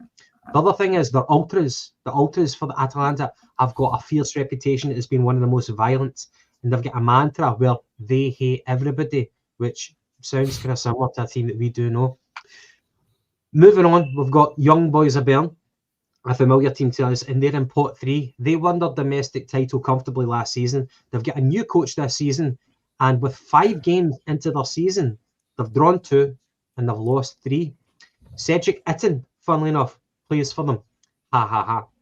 And there's a name. My God. They beat Galatasaray, so you might have saw this for them to navigate their way to the Champions League. They played Galatasaray, not an easy task. They beat them 3-2 at home in the first leg, and then they beat them 1-0 away in Istanbul. Again, not an easy feat. So Young Boys of Bern, a pot 3 team. They might look easy on paper, but to do Galatasaray over 2 legs, don't think you can write them off either. Moving on, we've got Zagreb away. Dynamo Zagreb, now they're a pot 3 team. By the way, Dynamo Zagreb, I need to call out for the amount of fashionable players who have played for them over the course of a few decades. We've got Robert Prozinecki, Mark Viduka, Mario Mandzukic, Kovacic, Boban, the Milan legend, Davor Suker, and of course, Luka Modric. Now, Dynamo Zagreb, they won a domestic double last season, and they're unbeaten since March. When they exited the conference after a heavy 7-1 defeat by PAOK. They've got a 21-year-old attacking midfielder called Baturina, valued at 20 million euros, and he is their prized asset. But apart from them, on paper, they don't have anyone who's eye-catching. Domestically so far, they've played 4 and they've won 4, and they beat Karabakh 5-0 on aggregate to qualify for the Champions League. Now, moving on to the second last team. The last team I don't need to say anything about is Aston Villa. You know about Aston Villa. So the last team I'll actually discuss properly is Slovan Bratislava, and they're a pot 4 team. Now, they won their domestic title comfortably last season by 12 points. They've won, again, 4 from 4 domestically in the league. They're managed by Vladimir Weiss, who is the father of the Weiss who played for Rangers back in the day. And they had to go through the full gauntlet of qualifiers. They beat Stuga, Kelce, and Apoel before finally beating Midtjylland 4-3 on aggregate. No big hitters in their squad, according to Transfer Market, but who knows? I think we should definitely be taking points off Bratislava. But again, it's the Champions League. Nobody's easy. And the final choice is Aston Villa, pot 4 team. They finished 4th in the Premier League, and it's their first time in this competition, but they've got a very, very strong home record. And that concludes that. I see you guys are trying not to snigger here for my monologue, but that's it, over and done with. What's your thoughts, guys? Gav, kind of, we were not laughing at you. In the comments, everyone was saying we can't hear you. I deliberately switched them off. That's what I was laughing at. No, I liked all the facts. No, man, I like all that stuff. And I think JP as well would kind of go off the back of what Gav saying. It just proves there's no easy tie in European football. And it goes back to every time you move that mic, it sounds like someone's jumping on a trampoline. But it goes back to us talking about recruitment and are we prepared? Yeah. Again, that's to be seen. But you look at Aston Villa, like Gav said, they need no introduction. Unai Emery, seasoned pro in European football. Slovan Bratislava. Hey, did they not play Hearts a few years ago in one of the Europa League campaigns or the Conference League? I think they did. Dynamo Zagreb, they're probably a bit like us in their league, always winning the domestic titles. So there's pedigree there. I think Roger said it in his press conference, a Champions League finalist and a Europa League winner. While the teams on paper aren't as glamorous as Real Madrid and Barcelona, still a tough draw, JP. I want 13 points. And I expect you're in early. Oh, I expect 13 points. Give us your reasoning. Because I think the draw was very kind to us. But let me put it this way: I'd rather have the draw that we got than the other lot for Glasgow got today. I find they're wailing about it quite funny because they're talking about us getting a Europa League group and them getting a Champions League group. Unfortunately for them, they still get Europa League money and we still get Champions League money. But I think it's a good group for us. I think we can take 13 points out of it. I think Gav's right about the strength of Leipzig. They're a really good side. But if we can't beat teams like Bruges and Young Boys and Slovan Bratislava and Dynamo Zagreb, we ought to quit European football right now. We ought to just chuck it. Because these are the kind of teams that I thought that we would do well against in this tournament if we were lucky enough to get them. It was kind of the dream draw. I anticipated as being able to probably hold our own against pot 3 and pot 4 teams. I did not expect to get favourable draws in pots 1 and 2 because it just looked like a nightmare task. And we've done well at it. I said in a piece this morning, but that it doesn't leave the board very many alibis because this is definitely a group where you could say if we'd pushed the boat out that little bit further, been that little bit more prepared, spent that little bit more money, we could have made progress in it. And if at the end of the season we haven't made progress in it, I know who I'm going to blame for it. Yeah, I do think it presents us as a club, James, a unique opportunity to actually progress in Europe because we're usually dealt the likes of the fucking Barcelona, Real Madrid guaranteed, AC Milan's, and we used to get the kind of same 2 teams in a group fucking 2 years in a row, Man United and things like that back in the late 2000s. So I do agree. It does leave the board in a position where it's like, fuck, if we actually turn up a blank here in this kind of format of the new Champions League, then they don't have any excuses. And while I appreciate what Gav was saying about the star players of each team and the kind of the threats they could pose, I agree with JP. There's teams in there that we should be looking to beat, like Club Bruges and Slovan Bratislava. I mean, we beat RB Leipzig, was it 2016, 2017? I know they weren't the same team, but Odsonne Edouard scored the winning goal that day. I was there. It was a cracking atmosphere and European night and all that kind of stuff. But what about yourself, James? What's your feeling telling you about this? Do you think we're maybe being a bit complacent, taking that for granted, that draw? We're saying we could get 11, 12 points, or do you think it's warranted? Okay, it's only natural, isn't it, when you see compared to what it could have been, then it's only natural. Obviously, you would look at it in terms of maximum points that we can achieve. Look, I think we should be looking to win all our home games the same as it was in the old format. Win your home games, let the away games take care of themselves. Look, Dinamo Zagreb, don't claim to know anything about them, to be honest, but I remember we played them, must have been 10 years ago. I always remember Skepovic scored, we get bet 3-2 or 4-3, but I'm sure their stadium's always empty. They've got a big bit behind the goals, and apart from that, I'm fairly certain it's usually empty. I actually think it might be covered up with banners running along the kind of main stand. So hopefully there's a wee opportunity for a kind of uncommon result in the Champions League away from home there. But as I say, look, if you win your home games, then that based off what I've read, that should be enough. Part of my research, James, was that their stadium capacity has been reduced because of an earthquake. That might be the reason why it's covered up. What is that? Just recent, though? I don't know. I skimmed over it. I'm like, I'm going to read it, but I'm not going to mention it on the podcast because it's not material. But now that you brought it up, I think it might be relevant. No, I just, as I say, it was Zagreb we played, wasn't it, in the Europa League? It was either, I'm sure it was 3-2 or 4-3. Stefan Skepovic scored. I don't know why. It's why they random things. It just sticks out in my head. But I always remember, was it Real Football Factories International with Danny Dyer, and it was the Bad Blue Boys and all that are behind the goals, and then pretty much the rest of the stadium's empty. So if we're ever going to get a result away from him in Europe, then you would like to think it would be in an empty stadium. But look, it's a I mean, we can dress it up and say it's going to be really hard and there isn't any easy games, and there isn't any easy games, but look, it's as favourable a draw as we could have imagined. So let's be positive, let's go into it, and let's just try and do what I we tell can. you one thing, James. Our Ross has had a fucking big effect on you, hasn't he? He's rubbed this kind of positivity all over your face, and you're running with it. So What you else are. is it up over Fucking his face? disgusted with myself for it, man. I'm fucking disgusted. And it was in the tip of my tongue. Genuinely, I've actually held myself back for saying, we'll see if we get into this and we take 15 points, or we're going to praise the board. But I just pulled myself back for saying that, because I think I've done a wee bit sick in my mouth if I did. Oh, to be fair, I lost him when you said Ross is on the tip of your tongue. I think we all did. But Gav, what do you think about this point Brian Morier brings up? I see this argument quite a lot. Brendan's record in the Champions League is among the worst for managers who are regarded as elite coaches. That's a fact. Nope.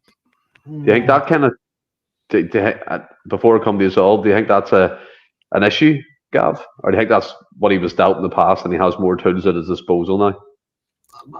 I think if we're going to talk about managers and styles, okay, let's not forget that Brendan Rodgers managed to get 2 respectable draws against Man City, against Guardiola's Man City. But even back then, it was still Guardiola's kind of first time at Man City, the beginning of his legacy there. But it was still brilliant world-class superstars that we were up against.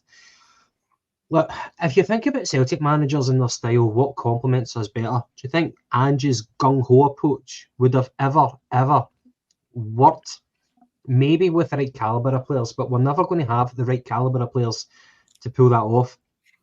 Then you talk about Neil Lennon and Gordon Strachan, who they had a functional team, a team who were more than the sum of their parts for Europe, and they achieved results without playing an eye-catching brand of football.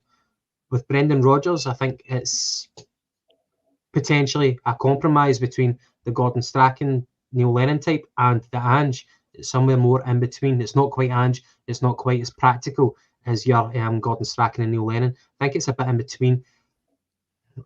You can talk about past records, but I think what's going to stand us in good stead, this is the manager that we've got. This is the players that we've got. Let's just hope for the best. If you get lost in that he's got a terrible record and it's just going to get worse and worse, okay. As football fans, we're full of hope. That's the last thing that leaves you as a football fan. You've always got hope against the odds. So we're not going to change manager. We'll try to improve the squad as best as we can. Everybody's got their own pessimistic, optimistic outlook. But for me, what will be will be. I would like to do better than what we did under the past 2 seasons under Ange in Europe. But the proof will be in the pudding. We've got a really, really favourable draw. By the way, I know that this is a total hypothetical thing, but can you imagine if we got this draw when it was Martin Neal's time? Martin Neal's team has tactics. You would be salivating at that draw. James was saying he wants 13 points. Christ, you could probably increase that with the team that Martin Neal had, because we had a proper team who could fight away from home. But on top of that, away from home, but on top of that, at home, you had the Fortress Parkhead, that mentality where it was so difficult. It was like hell playing at Parkhead. We need to bring that factor back. That's something that we can do as fans. Can we bring that back? Has it changed too much? Has football changed too much? Has the atmosphere changed too much? But that's something that we can work on as fans. But what will be. And I think it just depends on your outlook. But I'm looking forward to it. It's a really, really bright start to the season. We've had a great pre-season. We've lost our best player in Matt O'Reilly. But we're bringing in new players. But let's hope for the best, Yeah, Gav, I totally agree with you. And I watched the warm-up with Martin O'Leary and Graham Souness about the Glasgow Derby game. It was quite an interesting listen. So I actually listened to it today, and they were talking about their times in charge. And I think you're right, that Martin team, you would have been kind of sitting back being like, we'll get in the playoffs, definitely. And then you can maybe challenge for the automatic promotion spots as well. But JP, Gav made a point as kind of mixing it in with the Rodgers stat. And by the way, Brian Morier, he's quite adamant. He's talking about Lenny's time, that he was a rookie and he done better. Gordon Strachan and the likes. Look, they're all fair comments and something I take on board 100%. And I thought Gav made an interesting point, and it's something I argue always, especially with like Anthony Dunn and Ross, who are on the podcast, and Willie as well, that we've kind of let that hostile atmosphere slip away from Celtic Park over the years. That kind of hostility, that kind of when an opposing player comes onto the pitch, they're not afraid, but there's no intimidation. There's no, do you know what I mean? Like back in the day, you have Juventus coming, United coming, they couldn't hear each other because of the noise, and I just think there's a lot of. I don't want to be disrespectful because I don't get over a lot of games, but maybe you can shoot me down here. But the tourist type fan who rather take videos and clap opposition players off the pitch and make it a nice, comfortable atmosphere, and when an opposition player comes out and says that was the best atmosphere in the world, then they could take that as applauded. I just don't buy all that sort of stuff. That's just my mindset. But if you kind of tie that in with the Rodgers talent as well, JP, Brian Warrior kind of saying he is the worst manager in terms of a record as we regard as an elite manager in European football, and then kind of dovetailing of what Gav said about the support. I think that's something we can bring back to Celtic Park, that kind of atmosphere that we all love. Well, there's a few things there, right? First, Rodgers' Champions League record. I mean, we're really only talking about maybe one season at Liverpool and seasons at Celtic Park, where the draws have been horrendously unkind. The board has been even unkinder when it comes to supplying them with proper players. And it really doesn't matter who you could have got managing the team. We would not have stood a chance in some of those groups. Lennon's football in the Champions League was often horrendous to watch. And if you're asking me if I would swap and style football for that 11 men behind the ball for 90 minutes type Champions League thing, I'm going to give you the standard football fans answer. It depends on the result. But 9 times out of 10, no, I wouldn't. But the 1 time out of 10 gives you Barcelona, and so I don't know. It's a hard one. I sometimes wish that we had managers who were a bit more pragmatic when it comes to Europe. But as I say, we have a philosophy at Celtic about playing attacking football, and that sometimes means that against these elite teams, you're going to get your ass handed to you. And it's one of the things. You either have one or you have the other. And Rodgers at least has learned something, and Rodgers at least tries to be a bit more. He takes a bit more of a cautious approach in Europe. We'll see how that pans out in these games. I don't think there's any need to take a cautious approach in these games. As to the atmosphere at Celtic Park, I think somebody mentioned this on the last podcast I was on, did they not? You don't want players at the end of the game talking to the media about how great the atmosphere was. You want them shitting themselves forever having to come back. And I get that. That's true. But you're talking about tourist fans. As long as we have a tourist board of directors that is happy only to be there and doesn't take the competition seriously, I think that has permeated the stands as well. You get people in the stands who know the club hasn't tried particularly hard and that the club doesn't particularly care. And therefore, these games are just a spectacle. They're not anything that we take seriously. And it's time we started taking them seriously again. The thing about that O'Neill team is that you had a team full of international players. You had 2 forwards who could have played anywhere in Europe. You had a solid midfield that would have graced half the teams in the Premier League, and we don't have that any longer. Those days are probably over. Till we get a European Super League anyway. Those days are in the past, but it's good to look back on them as well, JP, with fondness and all the memories that they bring in. And James, to bring yourself in, look, again, it wasn't being disrespectful, but I do think the atmosphere plays a large part. I mean, you look at the likes of Galatasaray Stadium, players here going there. You look at, what's that team called, James? It's under a different name now, but it's like, is it Red Star Belgrade? Their tunnel goes under the ground and all that. It's just intimidating. And look, I'm not saying put a tunnel under the ground, but there's stuff we could definitely improve atmosphere-wise. And with the Brendan Rodgers thing, you look back on his campaigns, he was the first, his first season, he was the first manager to take points off City in terms of how he played against them. When Pep was firstly in charge of Manchester City, I always remember that. But do you think there's an argument there? I mean, yes, Neil Lennon overall probably had a better record getting out of the group stages, same with Gordon Strachan.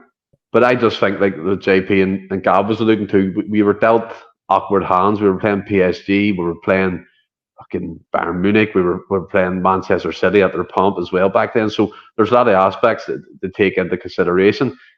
Do you think Brendan Rodgers will learn from that? Because I thought as well, in the first time he was in charge, he was a bit like Postecoglou, where he went for games that we took the lead at Paris. Remember that? Moussa Dembele scored, and we were all like, "Oh, we ended up getting spanked 6 or 7-1, whatever it was that night." So there's an element of that. But what's your opinion on Brendan Rodgers in Europe and also the atmosphere at Celtic Park at the minute? Oh, the Brendan Rodgers thing in Europe, being obviously at Celtic and with the old structure being in pot 4, it was obviously a kind of bit of a handicap. More often than not, you were going to obviously get a kind of bum draw, basically. But last year, I still maintain that we had a favourable draw and we were still out with 2 games to go. I think there was other factors playing in that. Obviously, the summer recruitment played into that. But in his first spell here, that was always the criticism, is that he would play against fucking Dundee at the weekend the same way as he'd play against Barcelona on the Wednesday. And look, I get that Ange said that did the same to an extent, and in interviews that will sound brilliant, but when you're actually watching it on the park, it's a behind the couch job. As it fucking transpired, when you think back, as you say, the PSG twice they done us at Parkhead as well, the Barcelona game in the Nou Camp. So I think it's been unfair in Postecoglou to basically single him out for saying that he didn't really change the way he was playing when Rodgers was the same, at least in his first spell. As I say, this draw, I actually agree with James. It is obviously a lot more favourable. Maybe you can get away with playing the same way, not really having to change it up as much and be a bit more defensive. But when you think back, I mean, Gordon Strachan probably in my lifetime, in terms of being there for a prolonged spell, probably played the most boring football to watch. But outside Ian Healy's probably our most successful manager in Europe. Obviously getting to the last 16 or the last 9, as I like to say, because we took it to extra time on the Wednesday night. I'm looking forward to it. I do think it'll be good. In terms of the atmosphere, it's a discussion that we've had on here before. It absolutely has changed. People keep telling me it hasn't. And I went 15, 20 years ago. I still go now. It has changed. You cannot tell me it hasn't changed. Look, times change. I get that. More people have got mobile phones. They'll take their phones out for pictures, players coming off a corner, penalties, whatever. It's no my cup of tea. You've got vloggers and things like that. Look, fair play to you if that's what you do, but it doesn't do it for me, especially at day games. And I don't mean as in specific. I'm not digging them do on YouTube or whatever, but like, you know what I mean. Like, you see people from abroad coming and doing vlogs and things like that. I'm like, well, realistically, the Wi-Fi is there. I might try it myself. But like, you've took a ticket away for like kind of a die-hard supporter really that would be there. And I read a thing the other day as well, and it was I think it was Rio Ferdinand that said that in the 1-0 game against Man United, he came out after it and he said, when you're stoning, he says you couldn't hear it. And it might have been Ben Foster actually. He's like, but it was the roar.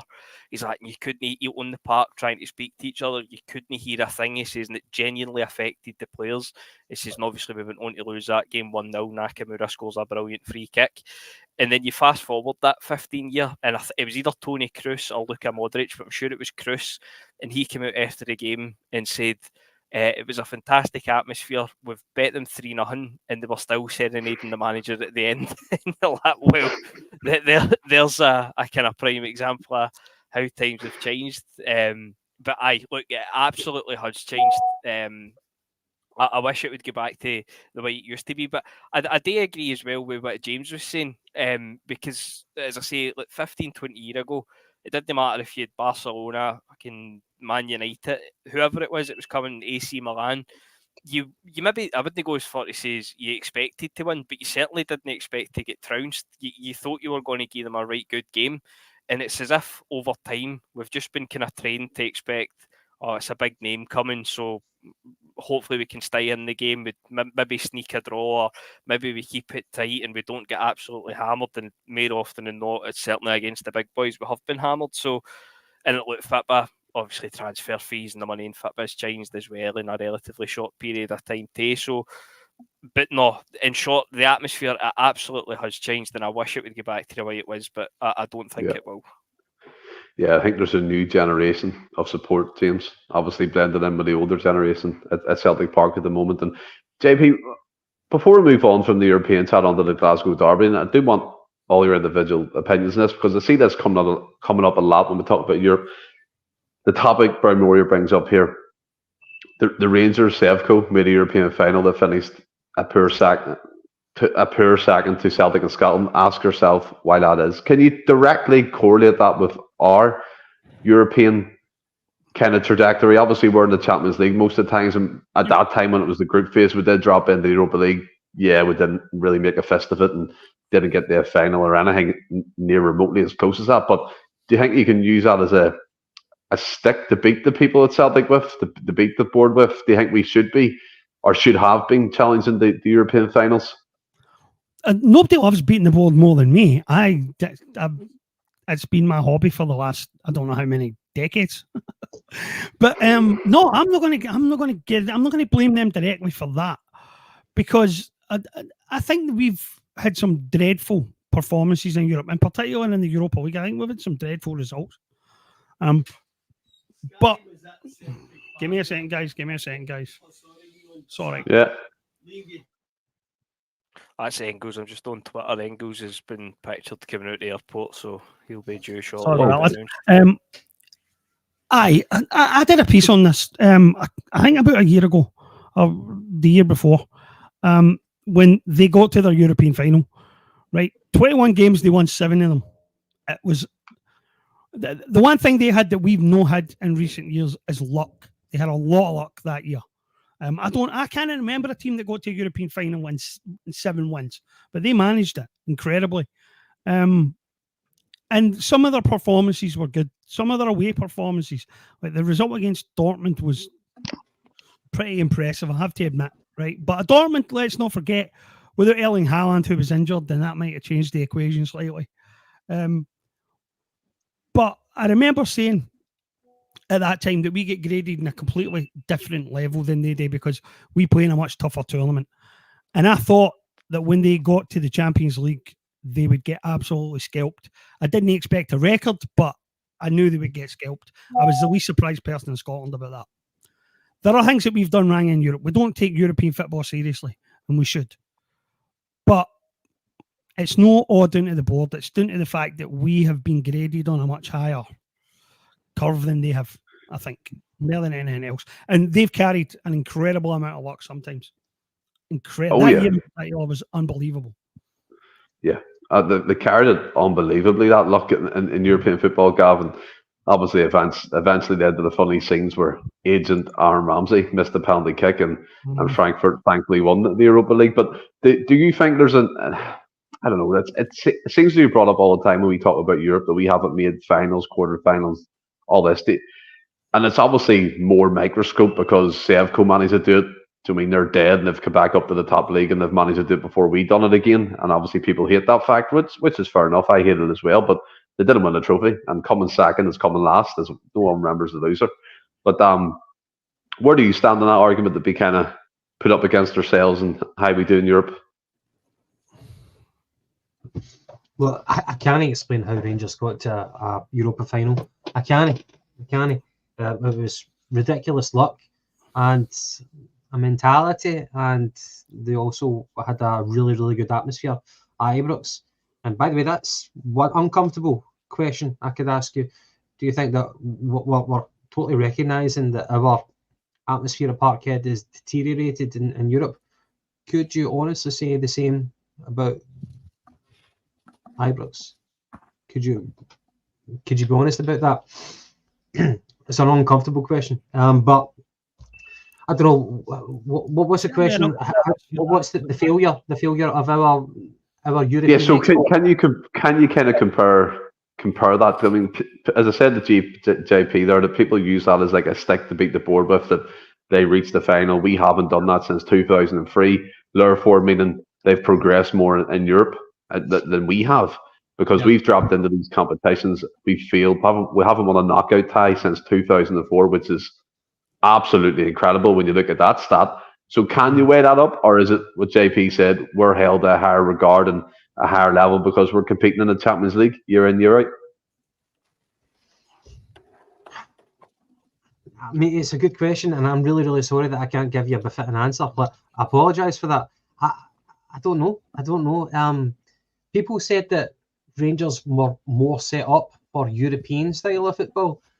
I heard people say that. I couldn't quantify it. I couldn't analyse it any further than the claim itself. And especially with the Ange type system that we saw over the past 2 years, it was, I don't know if you want to call it kamikaze football at times.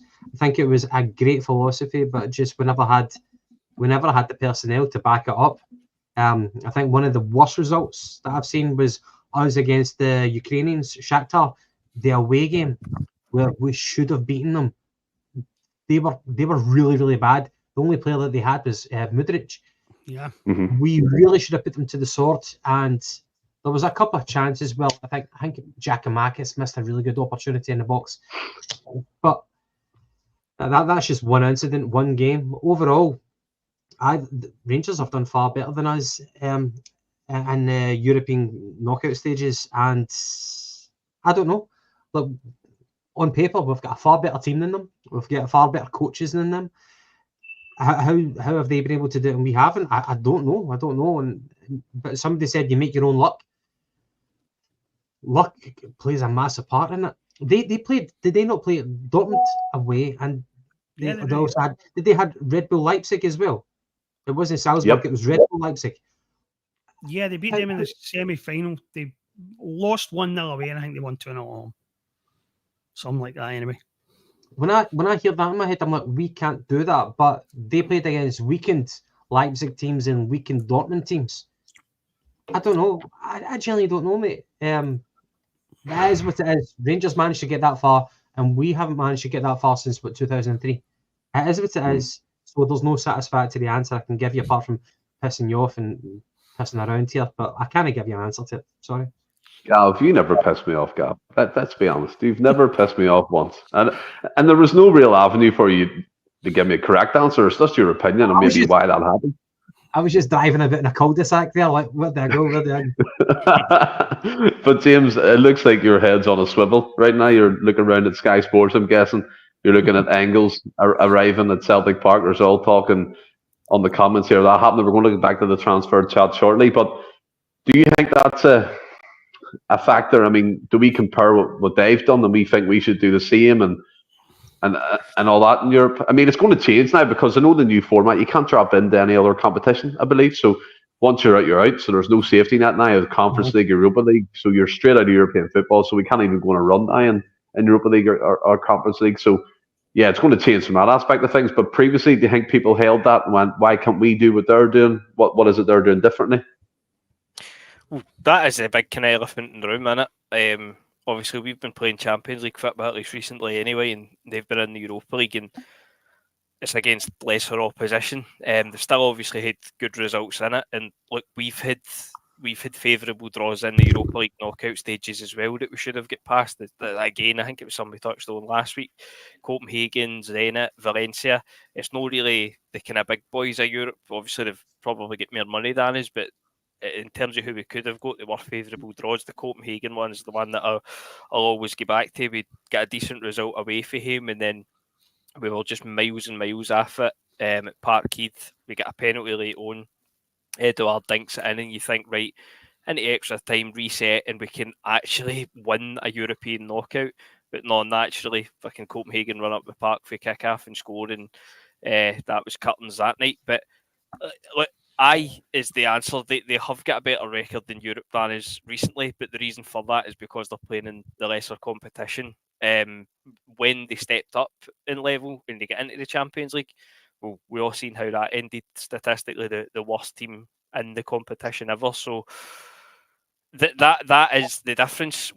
I wish that we could, maybe not so much recently, but remember kind of back in the day when it was like Walter Smith and it was the whole chat about anti-FITBA and things like that. I would have killed for Celtic to be able to do that. See, to get away from him in Europe and just grind out a 0-0 boring, no shots in target. You played about 4 passes between your team. Get points on the board. That's it. No point going away playing well and getting scalped 2-0.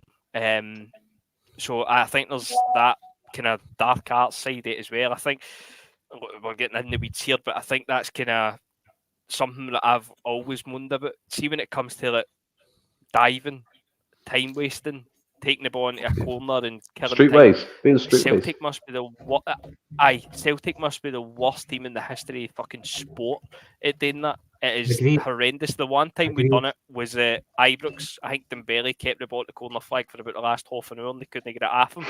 But apart from that, we always just shoot ourselves in the foot with it. And it's something that I'd like to think we would get better at, which is probably no a positive thing. But I think it's something we tend to be a bit naive, I think, when it comes to Europe and the latter stages of games where we've kind of got a decent result. Like, even to go back to more recent times, it was the Real Betis game when they bet us 3-2. I think it was Angie's first season, and everybody was buzzing with how we played after it. And I'm like, well, we were winning. I'm like, we could have reined it in a wee bit, do you know what I mean? And no went as gung ho, but he stuck to his principles, and we ended up getting bet in the end. So I think that's a big part of it as well. We need to be a lot more streetwise when we've got decent results. And again, it's something it used to drive me bonkers with Joe Hart. Fucking 1-0 up in the 95th minute or something, he's running back screaming at the ball boys to take a goal kick quick. It's just wee things like that.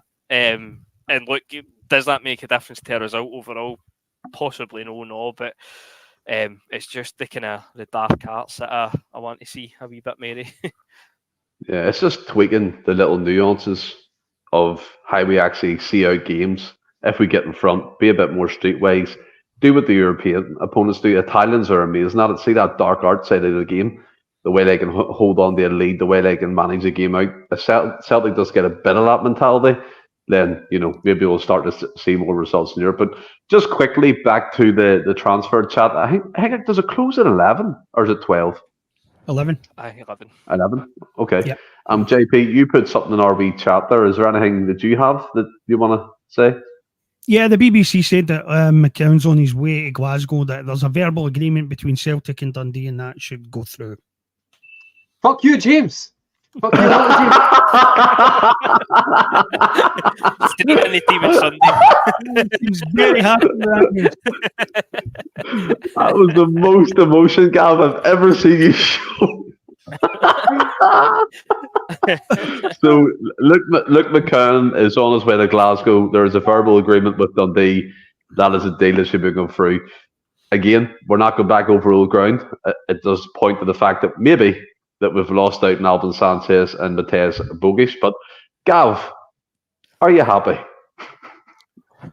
You know, sometimes whenever you hear negative comments, you need to write down what you're happy about to remind yourself. I think we spoke about it earlier on. We could be in a far better shape if we planned this window far better. Yeah. So what have we got? We've got a left back. We've got competition, which is not saying much. Is he better than Bernabei? Who knows? We hope so. We've brought in Trusty, which is not to give competition to Scales. We firmly believe that he is a definite upgrade upon Scales. So that's good. Midfield, Bernardo, staying the same. That's not an upgrade. We're just staying the same. Ida, staying the same. So we're bringing in McCowan, probably to replace Awata, the department of Awata. And we're bringing in Engels to replace O'Reilly. It could be better for the midfield because from what I'm hearing, there's no surprise loan signing. There's no Lazio winger coming in. It would have been really nice to bring in a winger of quality. So that's one thing that I could throw against the club, that we're not doing that. We're not improving the wings. I think, I spoke about it earlier on, Kuhn. I know that Kuhn has done very well so far this season, but until he does it properly in the games that matter, where you need to stand up, where you will be remembered as a Celtic player who could do it in a big stage, until he does that, then for me the answer is the jury is out on Kuhn. We've got a spider right above. I'm going to grab this. Fucking hate spiders, man. You are hyped up. You're hyped up. No, I know. You'd think I'd been taking Charlie before the podcast, but I don't do that. Yeah. Anyway. You do it after the podcast. Anyway, what were we saying? So midfield. No, I wish we could have got a winger in of quality. For me, Kuhn, I'm not shitting in the guy, but the jury's out for him. You need to do it in games that matter. And up front, Kyogo Nida, and we've got Maida as the third choice striker, which I'm content with, but Maida will always be the first choice left winger. I'm happy if we're bringing McCowan, but it could be better. It could be better. But can we just remember Schmeichel? I'm really, really happy with Schmeichel. He speeds up the attack from the start. It makes us so much more dynamic. He doesn't even always pass to the defenders. He's confident enough to go straight to the midfielder if he can spot the gap.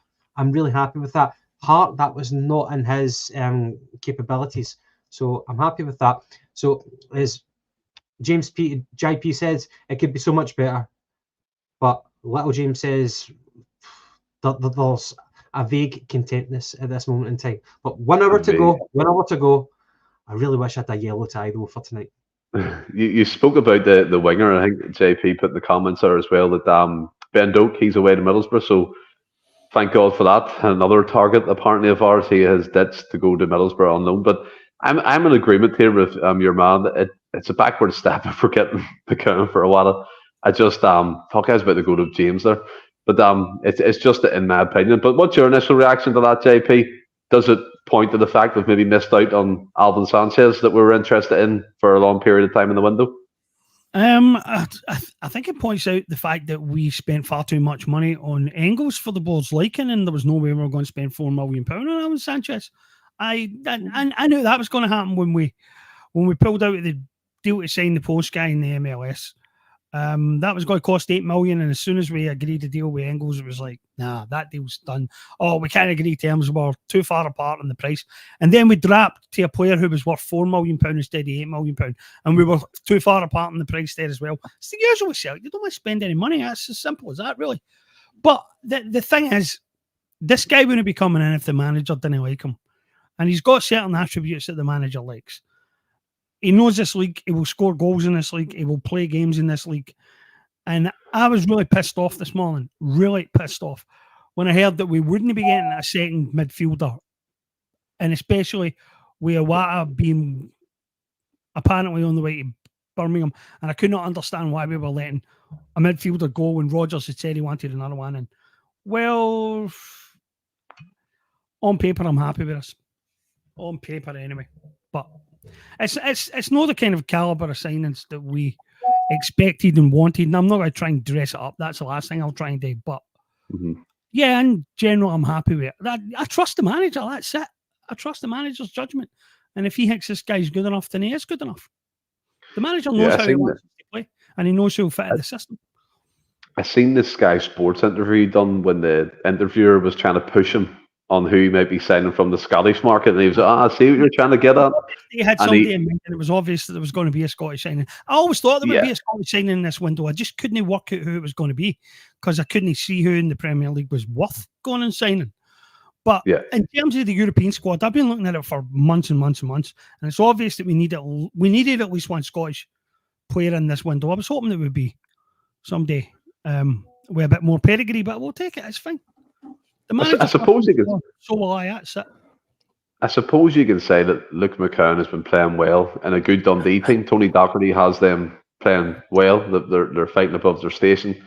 So I mean, they started the season quite well as well. James, I mean, you don't have to go back over old ground, but what's your initial reaction to the fact that Luke McCowan is on his way to Celtic Park and that deal will be agreed? Meh. That's pretty much it, to be honest. It is what it is. It's a box ticking exercise for the homegrown quota. I should say, I don't think he's a bad player. I just don't necessarily see the point in it. I'd much rather get Lennon Miller in. Young, loads of potential, kind of sort of the player that we've maybe let escape to Italy mainly in recent times. It is what it is. As I say, I'm not going to get all wound up and moan about it because I don't think it deserves it. It's just a kind of a box ticking exercise. Look, we're now in the last hour of the window on deadline day, and we've signed a guy for £1 million or less that's only a few miles up the road. aye, as what it But is. James, we saw off the competition from Hibs. Is that not a good sign? I read that Hibs were going to get Zumpers in the last duel, so aye, it's good to know that we can beat half bottom 6 teams these days. Could you imagine? But right, Hibs have had 2 offers made today. 4. And the last one, 4 offers in total. The last one came in at just under 900,000 or something, right? And according to STV, our offer is $1 million plus add-ons. So, and when you listen to Rodgers today, it looks like we've wasted Hibs' time as much as anybody else's, because this deal was obviously done.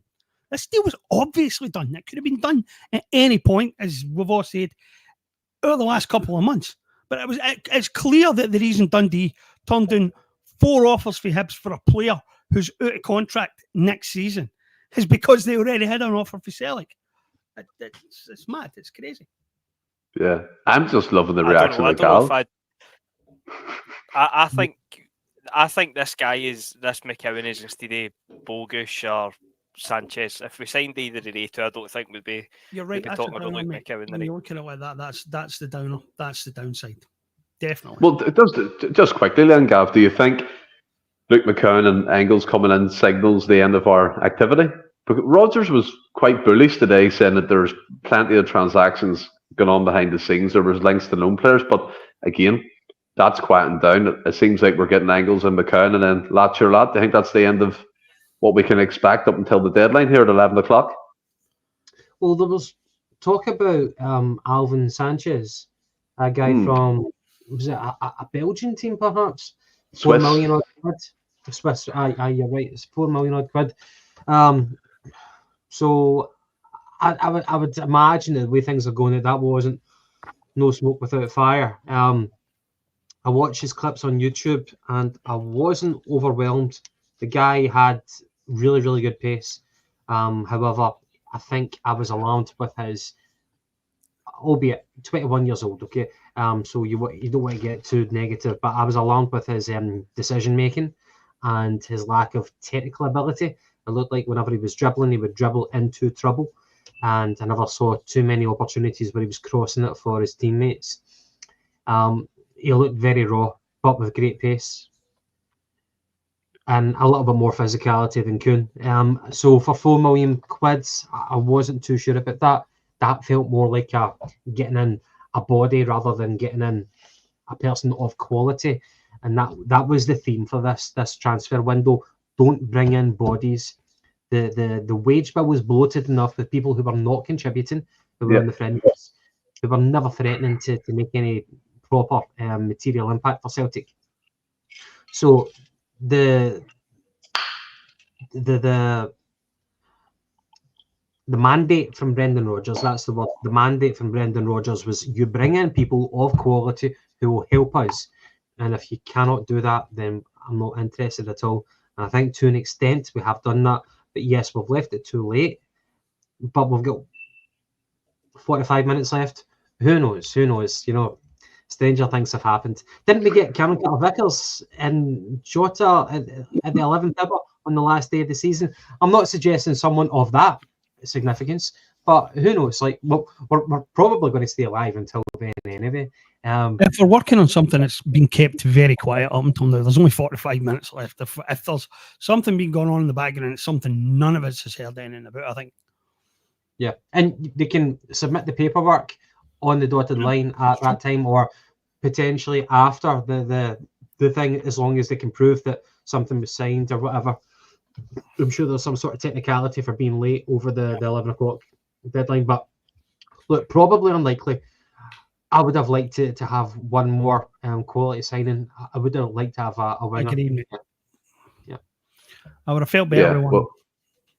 We'll try and be live until 11 o'clock. Obviously, we've still got a few topics to come on to, and we'll get stuck into it while that transfer window's ticking away. There's still no new announcements from Celtic Football Club, so if anyone has it in the comments before we get a chance to say it or bring it up, please put it in.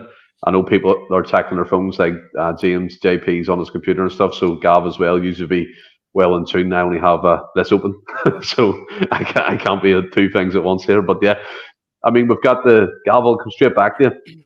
got the small matter. It seems like to be pushed to the back burner. First. What is it, sorry? I just need to get this out. I just need to go. Get it out of you. Go.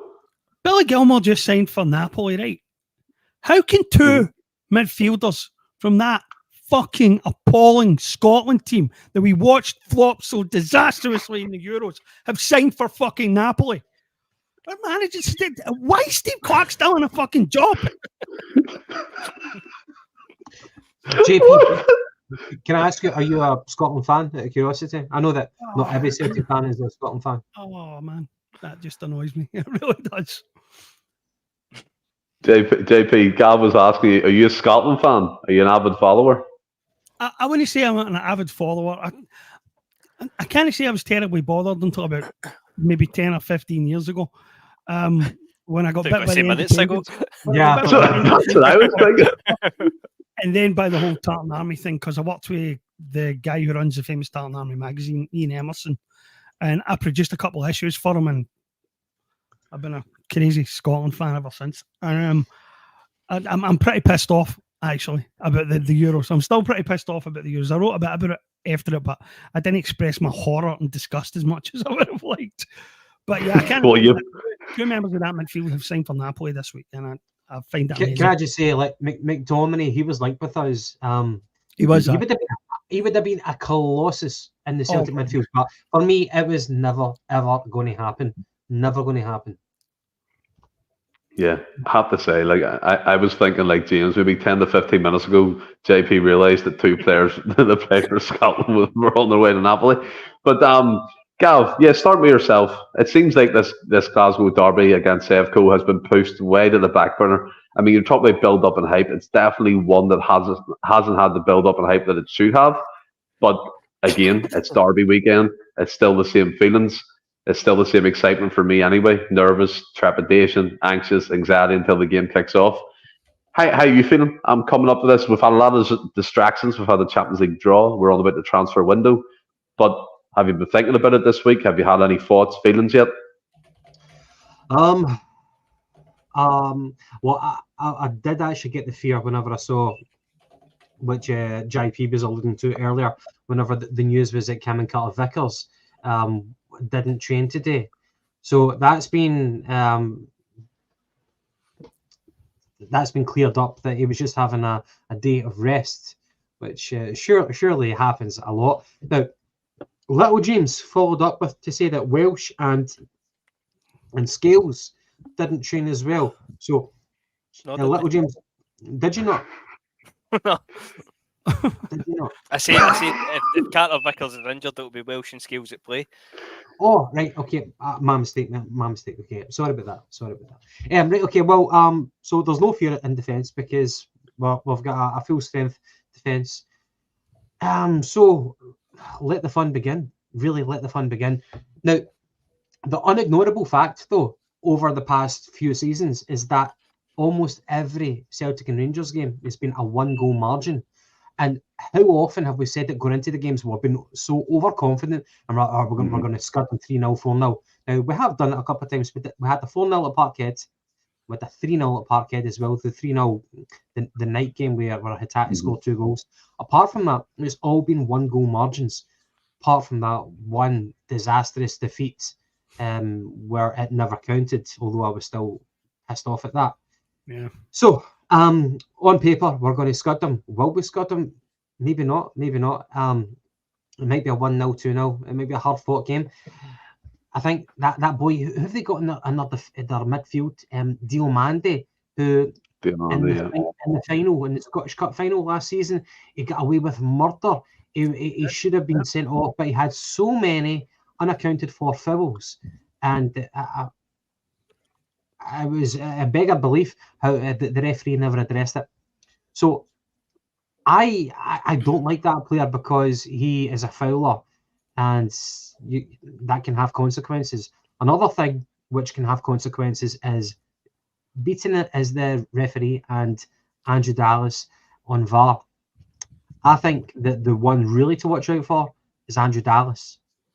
I think he makes terrible calls, and what will happen will happen, but we're kind of at the mercy of those two referees. But as what Jockstein would say, you need to play better than what the referees will do against us, you know. Paraphrasing, of course, but you need to be aware of the threat that they pose, and you just need to be better. You can't let them be a factor to play their part in the game. So I think Rangers will be physical, and I think with Maida against Tavernier, the left flank for us, right flank for them, that'll be interesting to watch. We know that Tavernier is another year older. He's not getting any faster. And Maida, he knows that he's got his number, and Tavernier will be shiting himself. Butland, I don't think has ever covered himself in glory against us as well, despite the fact that he's a £25 million goalkeeper for Ibrox. And I guess your lineup, would you start Kyogo? Would you start Ida? I would always go with Kyogo, especially at Parkhead. We'll come on to lineups and stuff shortly. Gav, we'll come on to lineups.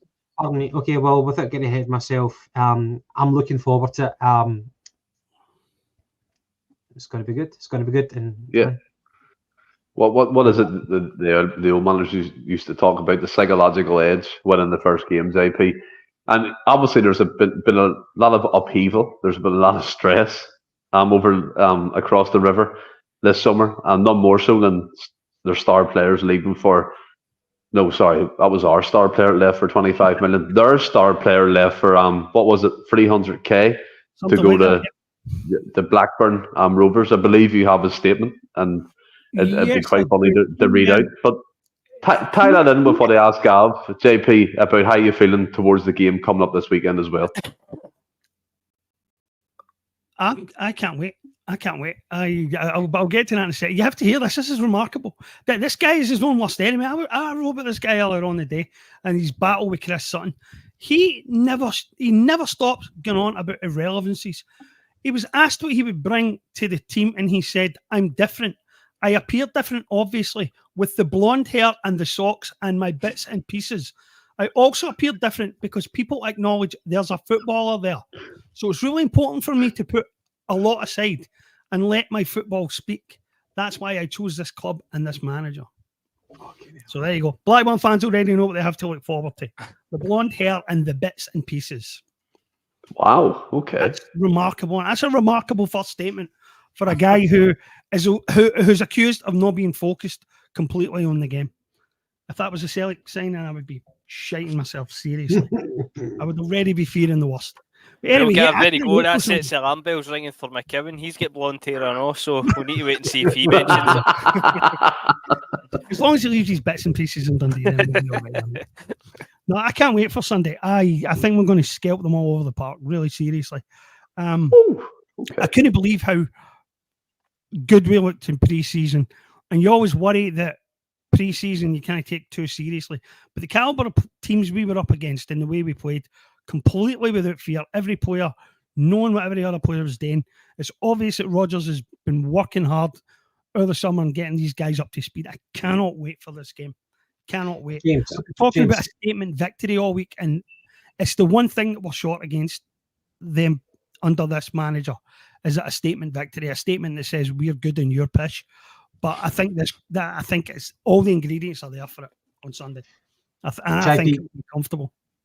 Can I ask you one thing? See, in terms of the pre-season and our brilliant beginning to the domestic campaign so far, I think we could probably agree that we've not had a proper challenge yet. This might be our toughest challenge. So I know that you can judge a team and how they react to a setback. If we go a goal down, I have no doubt that we will respond vigorously.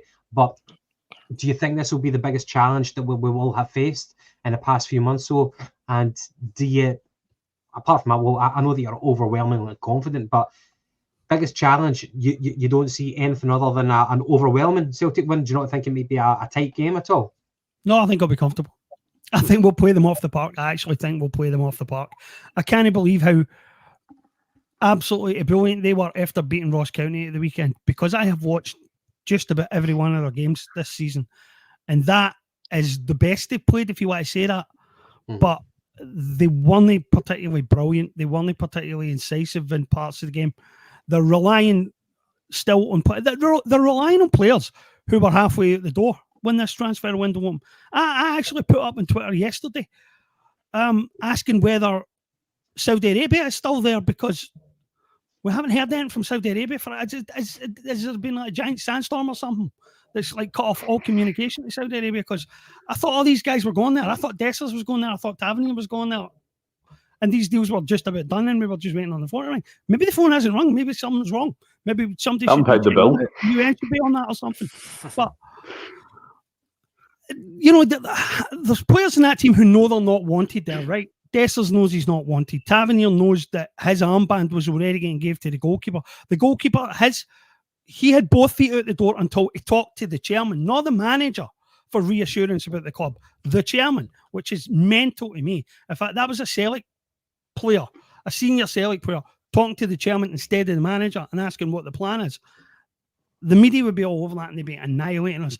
There are so many problems there. I couldn't tell you about central defence they're going to field. They've signed a central defender today. I wouldn't be surprised to see him play. I wouldn't be surprised to see 3 or 4 of the new signings play. The boy that they've got to play at left back is playing against probably the most improved player in the Celtic team by a country mile, and I cannot wait to see Nicholas Kuhn play against this guy. This defender who they signed and who the media was talking about, he's got the potential one day to play for Real Madrid, as if players usually go for the Croatian League to the SPL to the Bernabeu. That's a journey I've never heard anybody make yet. But the reports about him were that he was decent going forward, but he was defensively suspect. Defensively suspect in the league of fucking Crete or whatever it was, wherever they signed him. And he's going up against Nicholas Kuhn at weekend. That's going to be an absolute bloodbath. That could be as embarrassing on the right as Maida Tavernier is going to be on the left. I cannot wait. I'm telling you, I cannot wait. See, JP, can I ask you something? And James, I will come to you, but there's been a lot of talk about, and again, I'm well conscious that people don't like us talking about Sevco, but it kind of ties into the game, ties into the circumstances, it ties into what kind of the optics that's been going on all summer. Obviously, there's been rumours about their finances and about how they are as a club at this precise moment. The factor about Ibrox and they can't play there because of the stand he's renovated for, I think it's disabled supporters and things of that nature, and the steel wasn't produced in time in the shipments, blah blah blah. But there was something interesting that I've seen this week on Twitter around about midweek. I think it was Phil, who's based over here, one of the journalists over here, our blogger, much like yourself. I can't pronounce his second name, by the way. I'm not going to attempt it. Right, but he put he put something up along the likes of, "Watch the news. There'll be new investment seeked, and there'll be headlines." And then, cut to 24 hours later, there was American investors who were apparently interested in buying a minority stake for 150 million quid. Minority stake, not a full controlling stake. And then your man story that I had logged in my head, and I was going right and I haven't written it this week. That was it. I've got to get that. I totally forgot. And then the Dave King situation, he came out and said that's absolute bullshit. But again, right, that's a lot more than that. I thought his comments were actually really revealing, and I'll need to write about that as well.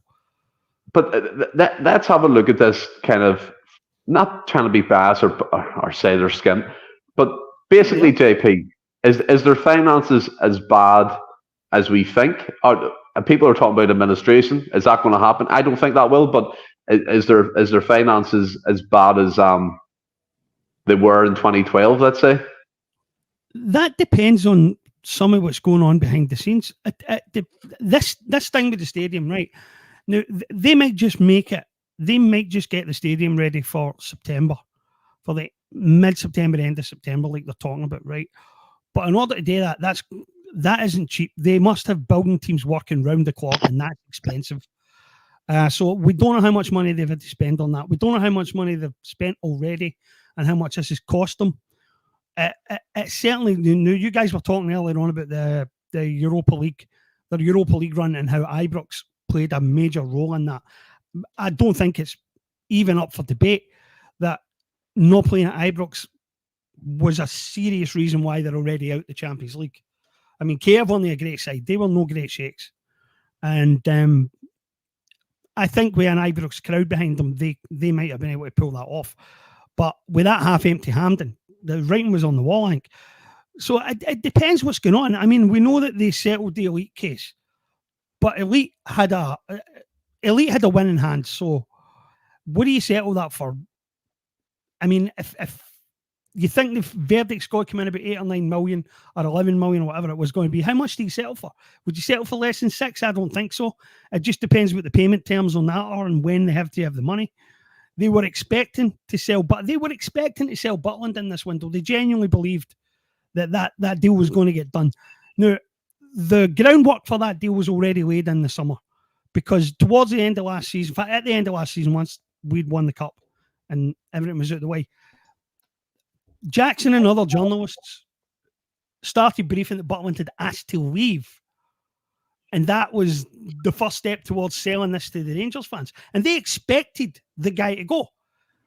But no offers came in for him, which was a shock to them, but really shouldn't have been. Because he was available on a free last season, nobody wanted him. And a season in the SPL where the stats haven't exactly been generous to him, they were never going to get a big fee for him. I think they expected to get 3 million for Dessers or 4 million for Dessers. That never happened. They probably did believe in some wee tiny part of their brains that there would be Saudi interest in Goldson and Tavernier. That never happened either. They're a mess. So they have to have problems out there. The biggest problem, of course, is that the directors aren't paying the bills any longer. And they've said, we're not doing this. We can't afford to do this. We're not going to do it anymore. Club's got to start living within its means, and that means none but hard times. They're in big trouble. I don't know about administration, because they would have to run out of money and not be able to pay the bills. And I think they will always find a way to pay the bills. But a subsistence version of their club. Now, bear in mind, right, that they can spend a lot of money, right? But with the running costs so high, running Ibrox and the training ground and everything else, they also spend a lot of money before they pay a single football player.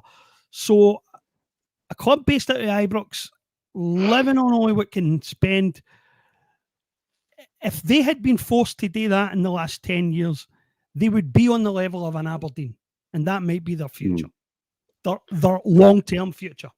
See, it's not just an immediate problem they've got a long-term problem now. And all this talk about £150 million for a minority stake, if I was one of their supporters, I would be terrified hearing that, absolutely terrified. Instead of being ecstatic, which I take it some of them were, because there's no good news there. The only people who will come in and take a stake in that club are people who want to rape and pillage. And I don't think that's dawned on their fans yet. There's no money to be made in it unless you rape and pillage. That's the problem. The only way to make money out of that club is to sell the stadium to some kind of investment bank that will charge the club rent on it for the next 50 years and slowly bleed it out. See, that's the old poker aphorism, right? That you don't skin a sheep, you shear it. Because you can only skin it once, but you can shear it as many times as you like. And that's how you make money out of Ibrox. That's how you make money out of their club. And I don't think they realise how much trouble they are in if they scare that board off and somebody else comes in and takes over it. Because they have no idea what the owners are like. And we have a media, by the way, which will not do scrutiny. And our governing bodies that won't do due diligence, they'll be in a world of shit if that happens to them. Mm-hmm. And they won't even realise it until the stadium has been sold and the trouble is falling like rain. They're in big bother. I think it's long-term big bother. I think the likes of Douglas Park and John Bennett and the rest of them are running out of money to kind of back the club. But yeah, I mean, off the back of with JP is insight, and the reason why I asked him, because I know his ears to the ground with the likes of Phil, the Irish journalist, and people like that. So a greater insight into what's going on over there. But yeah. Little James, haven't called to that since the start of the podcast 2 hours ago.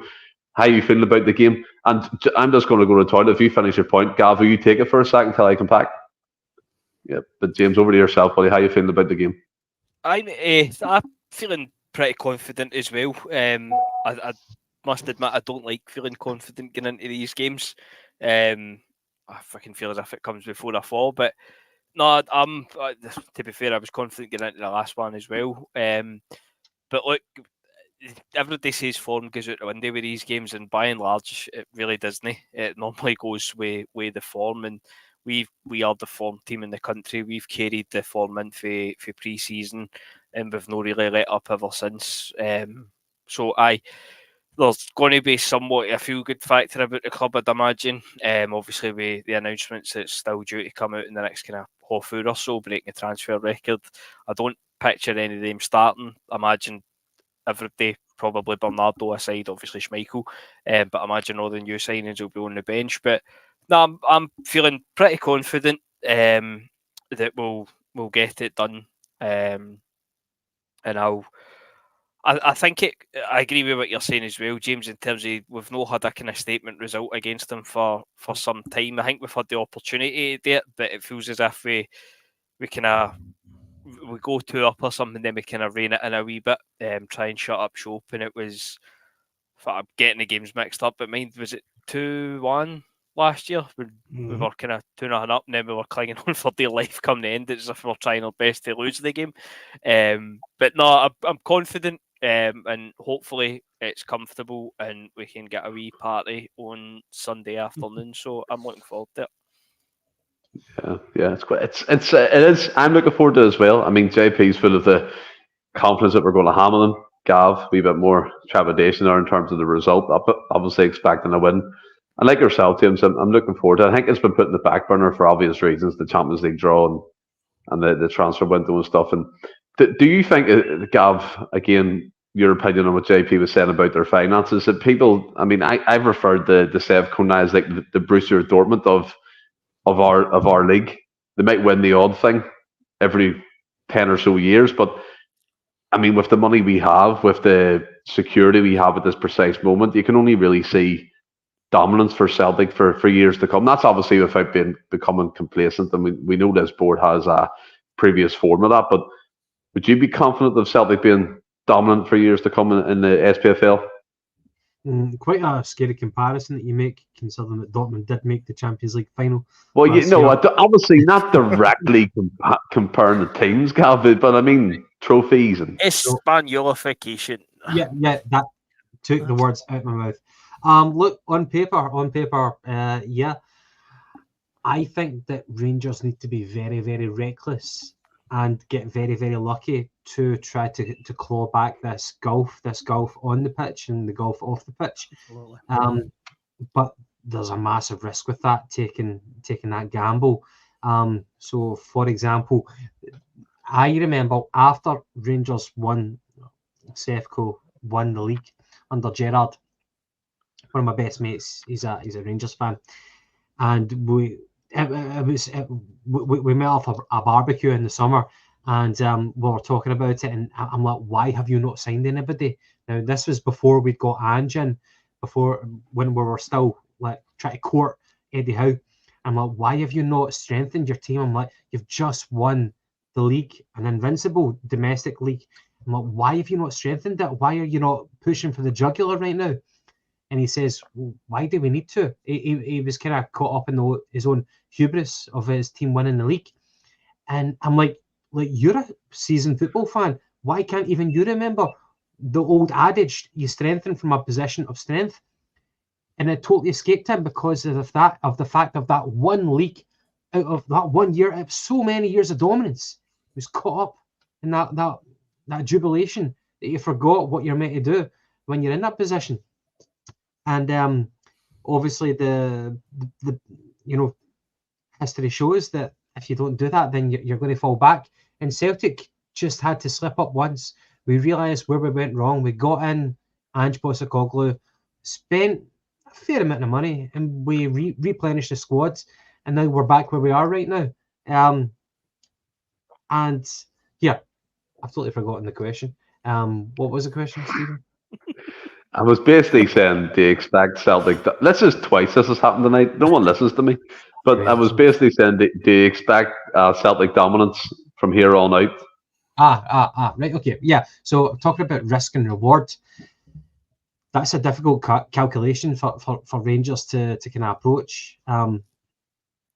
They need to be frugal, because if they make one misstep, then they're back in the mire. They're back in liquidation again. So it's an interesting one. I don't know how our Rangers are going to reclaim it, but you could also say from our side, Peter Lawwell, he likes to keep them at arm's length.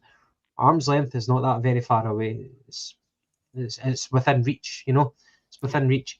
But right now, on paper, we're brilliant in terms of the domestic dominance. I would like to see it being extended. But I watched a Celtic podcast, and it was someone who was involved in the Fergus McCann takeover, and he said that it's good for business having a competitive Rangers. And maybe there is some truth in that. Maybe we don't like to hear that. Maybe it's wrong, but maybe there is some truth in it. I don't know. I'm sure JP will have his own thoughts on it. But if you've got Coca-Cola and no Pepsi-Cola, what does that do to the market? I don't know. I'm not an economist. Who knows? Right, I'm going to stop without waffling any further. Well, no, what I've always found funny about that argument is if Law believes that, then Law is a bigger fool than I already think he is.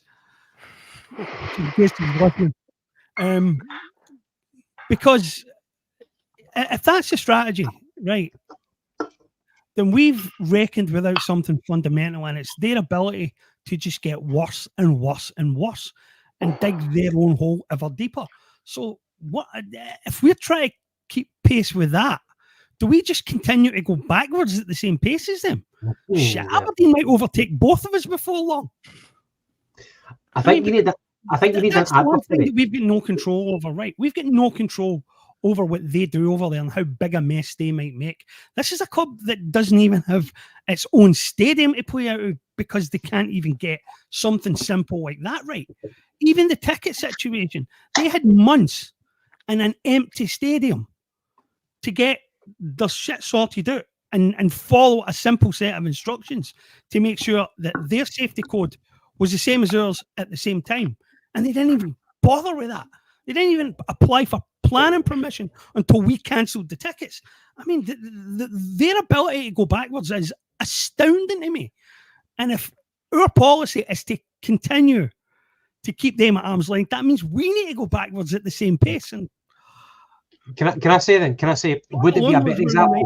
If we keep that up, would it be a better example to say that we need to aim to be the Bayern Munich of our league? Now, people say in Germany, if Bayern don't win the league, it's because Bayern didn't want to win the league or they deliberately did something wrong. Now, it's once in a blue moon where another team win the Bundesliga. So obviously, Bayer Leverkusen did it there, but Bayern Munich have always the financial superiority. They're what did they call it? FC Hollywood. That's their name. They always win the league over there. Even Borussia Dortmund. When was the last time Dortmund won it? It was Jurgen Klopp a long time ago. So they won it last year as well, other than signing Harry Kane. That's what screwed everything up. I know, totally. Harry Kane just from that moment on. Should we aspire to do what Bayern Munich do? Now, obviously, they're top dogs in the Bundesliga year in, year out. I think they had a 10-year dominance as well, winning the league. But they always compete. They're always one of the heavyweights in the European competitions. Yep.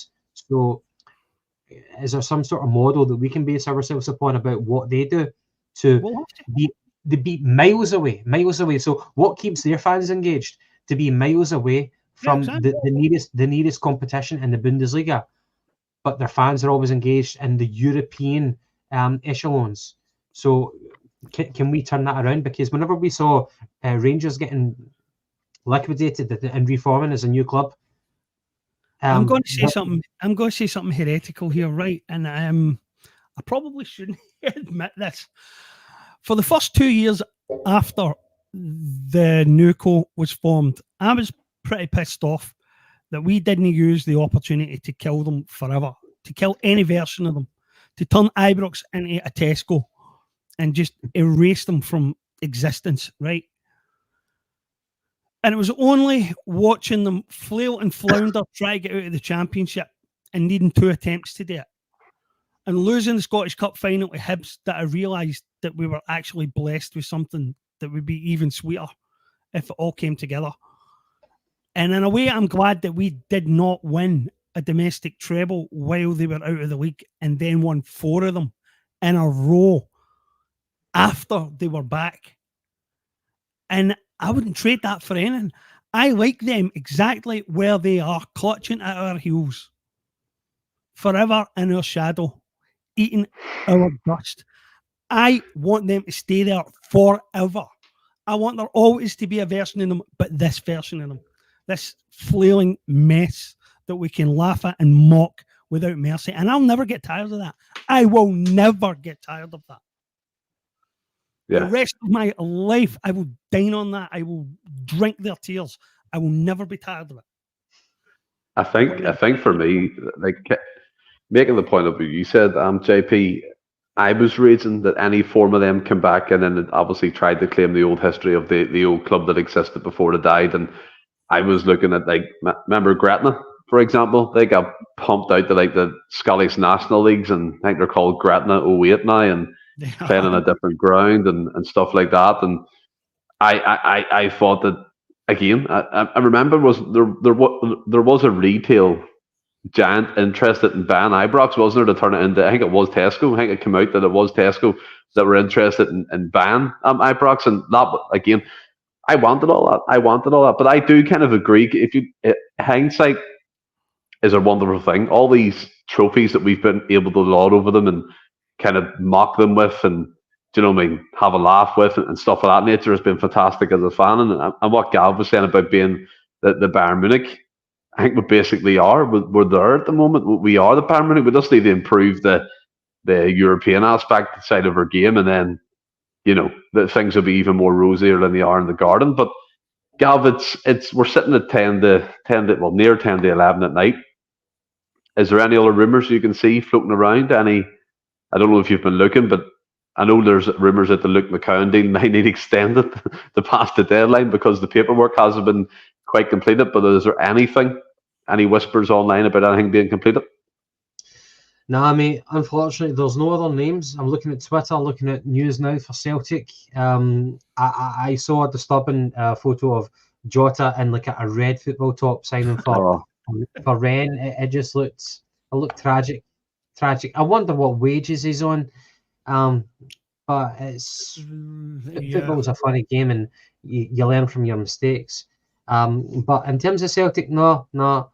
But you've got your photo here. Austin Trusty wearing the hoops. People are talking about his music on Instagram. I don't know what music we have used, but I'm sure it's probably topical. Stone Cold. Is it Stone Cold? Well, I'm glad though that Cameron Carter-Vickers has got another American, because they speak Americanese and they can use the same the same patter for football anyway. They'll understand each other far better than Scales and Cameron Carter-Vickers. But for Celtic, I don't think there's any mystery men coming at the 11th hour. So no. It's interesting. I think there was a rumour this morning, JP, about a Chelsea loan player that was doing the rounds, and there was interest in a few other loan players. And again, I'll go back to it. Roger said there was plenty of transactions happening in the background. McCowan and Engel seems to be it at the moment, and look, we'll have to kind of deal with that. Like what Gav says all the time, it is what it is type thing. You have to kind of move with the times. But Gav, I can see you want to say something there, yeah? I think it's fitting because we'll probably never discuss it again. But I just wanted to give little James a couple of minutes to discuss the legacy of Mikey Johnson, the man who overstayed his welcome in the last chance saloon.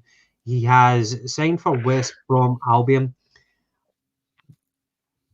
He's gone, but never forgotten. The streets will remember. Little James, what's your summation of Mikey Johnson? Can't hear you, James.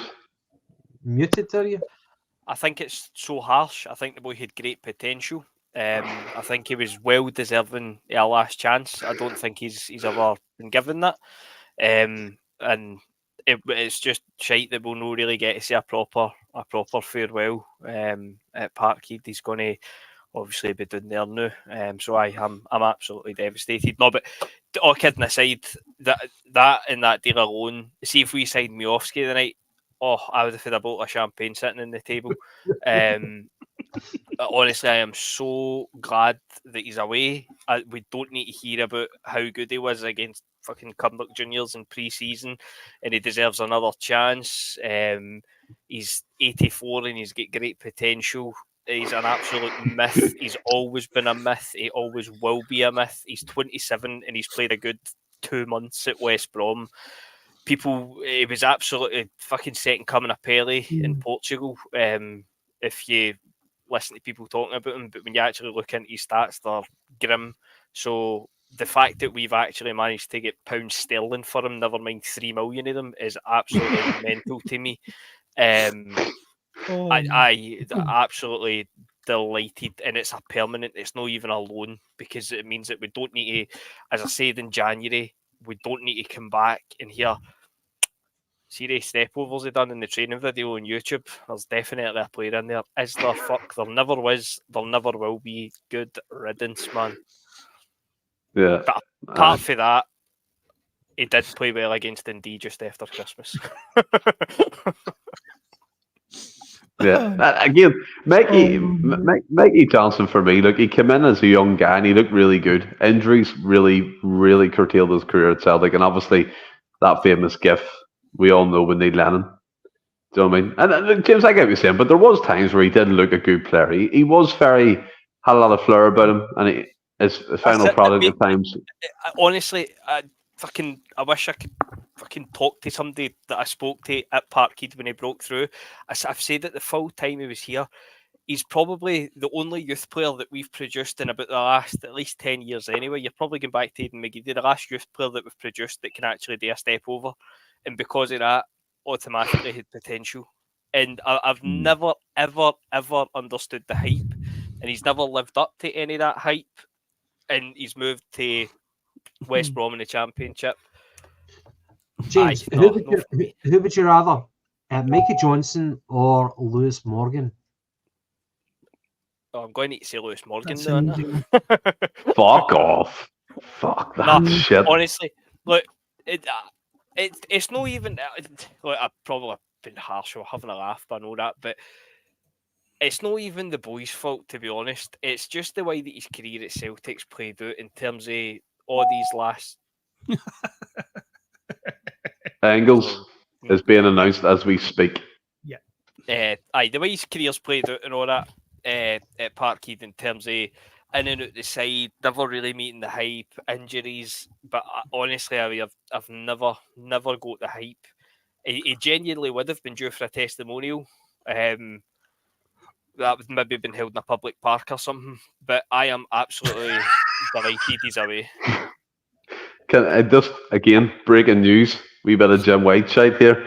Celtic are delighted to confirm the signing of highly rated Belgian midfielder Arnie Engels on a 4-year deal subject to international clearance. So that was confirmed as of 20 seconds ago on their official Twitter page, JP. So that one is over the line. Kind of, again, what James was saying there about Mikey Johnson. If you want to give your initial reaction, then you can move on to the departure of Mikey Johnson. And also, by the way, you have to give the board credit. One thing, we've shifted a lot of shit from the squad, so can't have it both ways. We've done a lot of work. Can I say, please? They have, and that is that I think that, and I do not want to be the guy who says this first, but it sets us up for January, and I don't even want to think about it, right? But the amount of dross that we've managed to move out the door in this window has been quite amazing, and the fact that we've got money for some of them, guys who would never have kicked a ball for us again, is pretty extraordinary considering the struggles across the city to get their dross off the wage bill. And we've done that's one thing you can't fault people at our club for. They must have done one hell of a sales job to get rid of some of these guys and get good fees for them. Mikey, I agree with every single word you said there, except I might not quite have been so harsh about it. But I don't think I've ever watched a more frustrating football player in my entire life.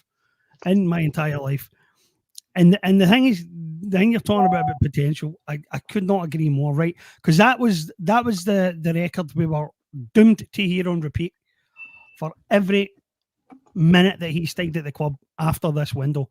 It would have been Mikey's a good player. He only needs to get a chance and prove it. And if he has one good game, he's fulfilling the potential at last. Win a game, a run of games now, and rinse and repeat, rinse and repeat, rinse and repeat. And we'd have been stuck in that revolving door for a long time. There is a movie called The Contender, which I recommend every single person should see.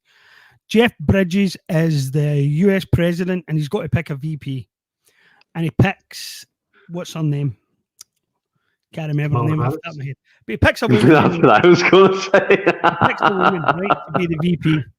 And that pisses a lot of people off because the guy he was supposed to pick was a upstanding male governor called Jack Hathaway. And they have a meeting in the Oval Office, and Bridges delivers one of the best put-down lines I have ever heard in my life. And it's the Mikey Johnson to a T. He pats him on the shoulder as they're leaving the Oval Office after he's told him, you're not going to be vice president. He tells him, Jack, you're the future of the Democratic Party, and you always will be. It's so beautifully delivered. And that's Mikey Johnson. As he says, 83, and he's still got all this potential. And I'm afraid that's to a T. That's the guy. That's Mikey. He's always going to be that guy who you're always waiting to take that next step, and it's usually a step backwards, unfortunately. I feel bad for him because we all wanted him to be a success. That's the thing. We all wanted him to be a success, and that's why we persevered as long as we did, because we all want the next big thing to come out of the youth academy. This is why I can't believe some of the people like you and Murray who say that Celtic fans would rather we signed some guy we've never heard of than develop a young player. That's bollocks. We would all have loved Daniel Kelly to stay. We would all have loved Rocco Vata to stay. We all would have loved Mikey Johnson to be a player. And sadly, these things just didn't happen. Yeah, and that's why Rodgers is right about the young kid that's just broke through at the team. Don't put pressure on the guy. Don't overhype him. Just let him develop gradually, and we'll see how he turns out. I feel sorry for myself for having to have watched him for the last 10 bastard years. I've never seen a more frustrating player, honestly. It didn't help, by the way, that consecutive managers have insisted on making him a stand-in striker at times, which was even more frustrating to watch. Can I remark upon another second? Go ahead, Gav. To go back to Andre Engels, can I remark upon the fact that his international manager has called him up for Belgium? Now, Belgium are significantly higher in the FIFA rankings than Denmark. But whenever you had, if we're to go back to Matt O'Reilly, the fact that Matt O'Reilly immediately, just before he got injured, but on the day of his injury, on the day of his debut for Brighton, Matt O'Reilly was called up for international recognition from Denmark. Now, the fact that he wasn't called up to the Euros as a Celtic player, for me, it sounded like I work in finance, and we have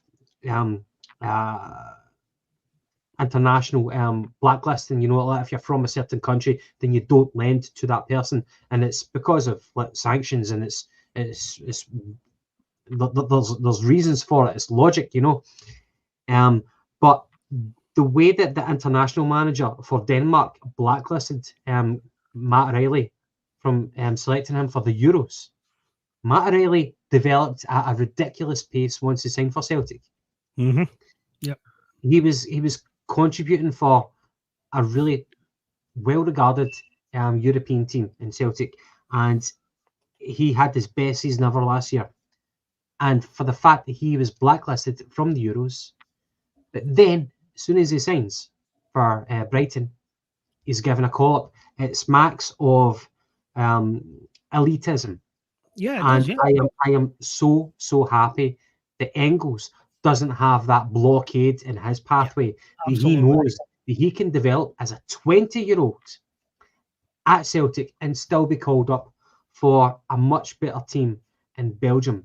I am so relieved at that. I am so relieved that their manager is not as stubborn as the Danish manager. And I think it's good for both parties, for the international stage, for the player, and for Celtic. And you could probably have anticipated that Engels might have actually spoken to his manager to say, will I still be called up for Belgium if I sign for Celtic? And he's been given the green light. And I'm really happy at that we've now made a massive financial outlay. Can you imagine I've made that outlay and then it gets immediately blocked from his team? But no, it's a green pathway going forwards, and this is going to be hopefully a really, really good transfer for the player and for the club. So I'm happy at that, and that's the point I wanted to make. I think Brendan was making a similar point when he talked about the O'Reilly transfer fee, when he said you're buying the player. It's not the league. It's not about where he plays. It's about the player. And that's it. O'Reilly should definitely have been selected for Denmark. I thought it was an absolutely atrocious decision. Absolutely baffling.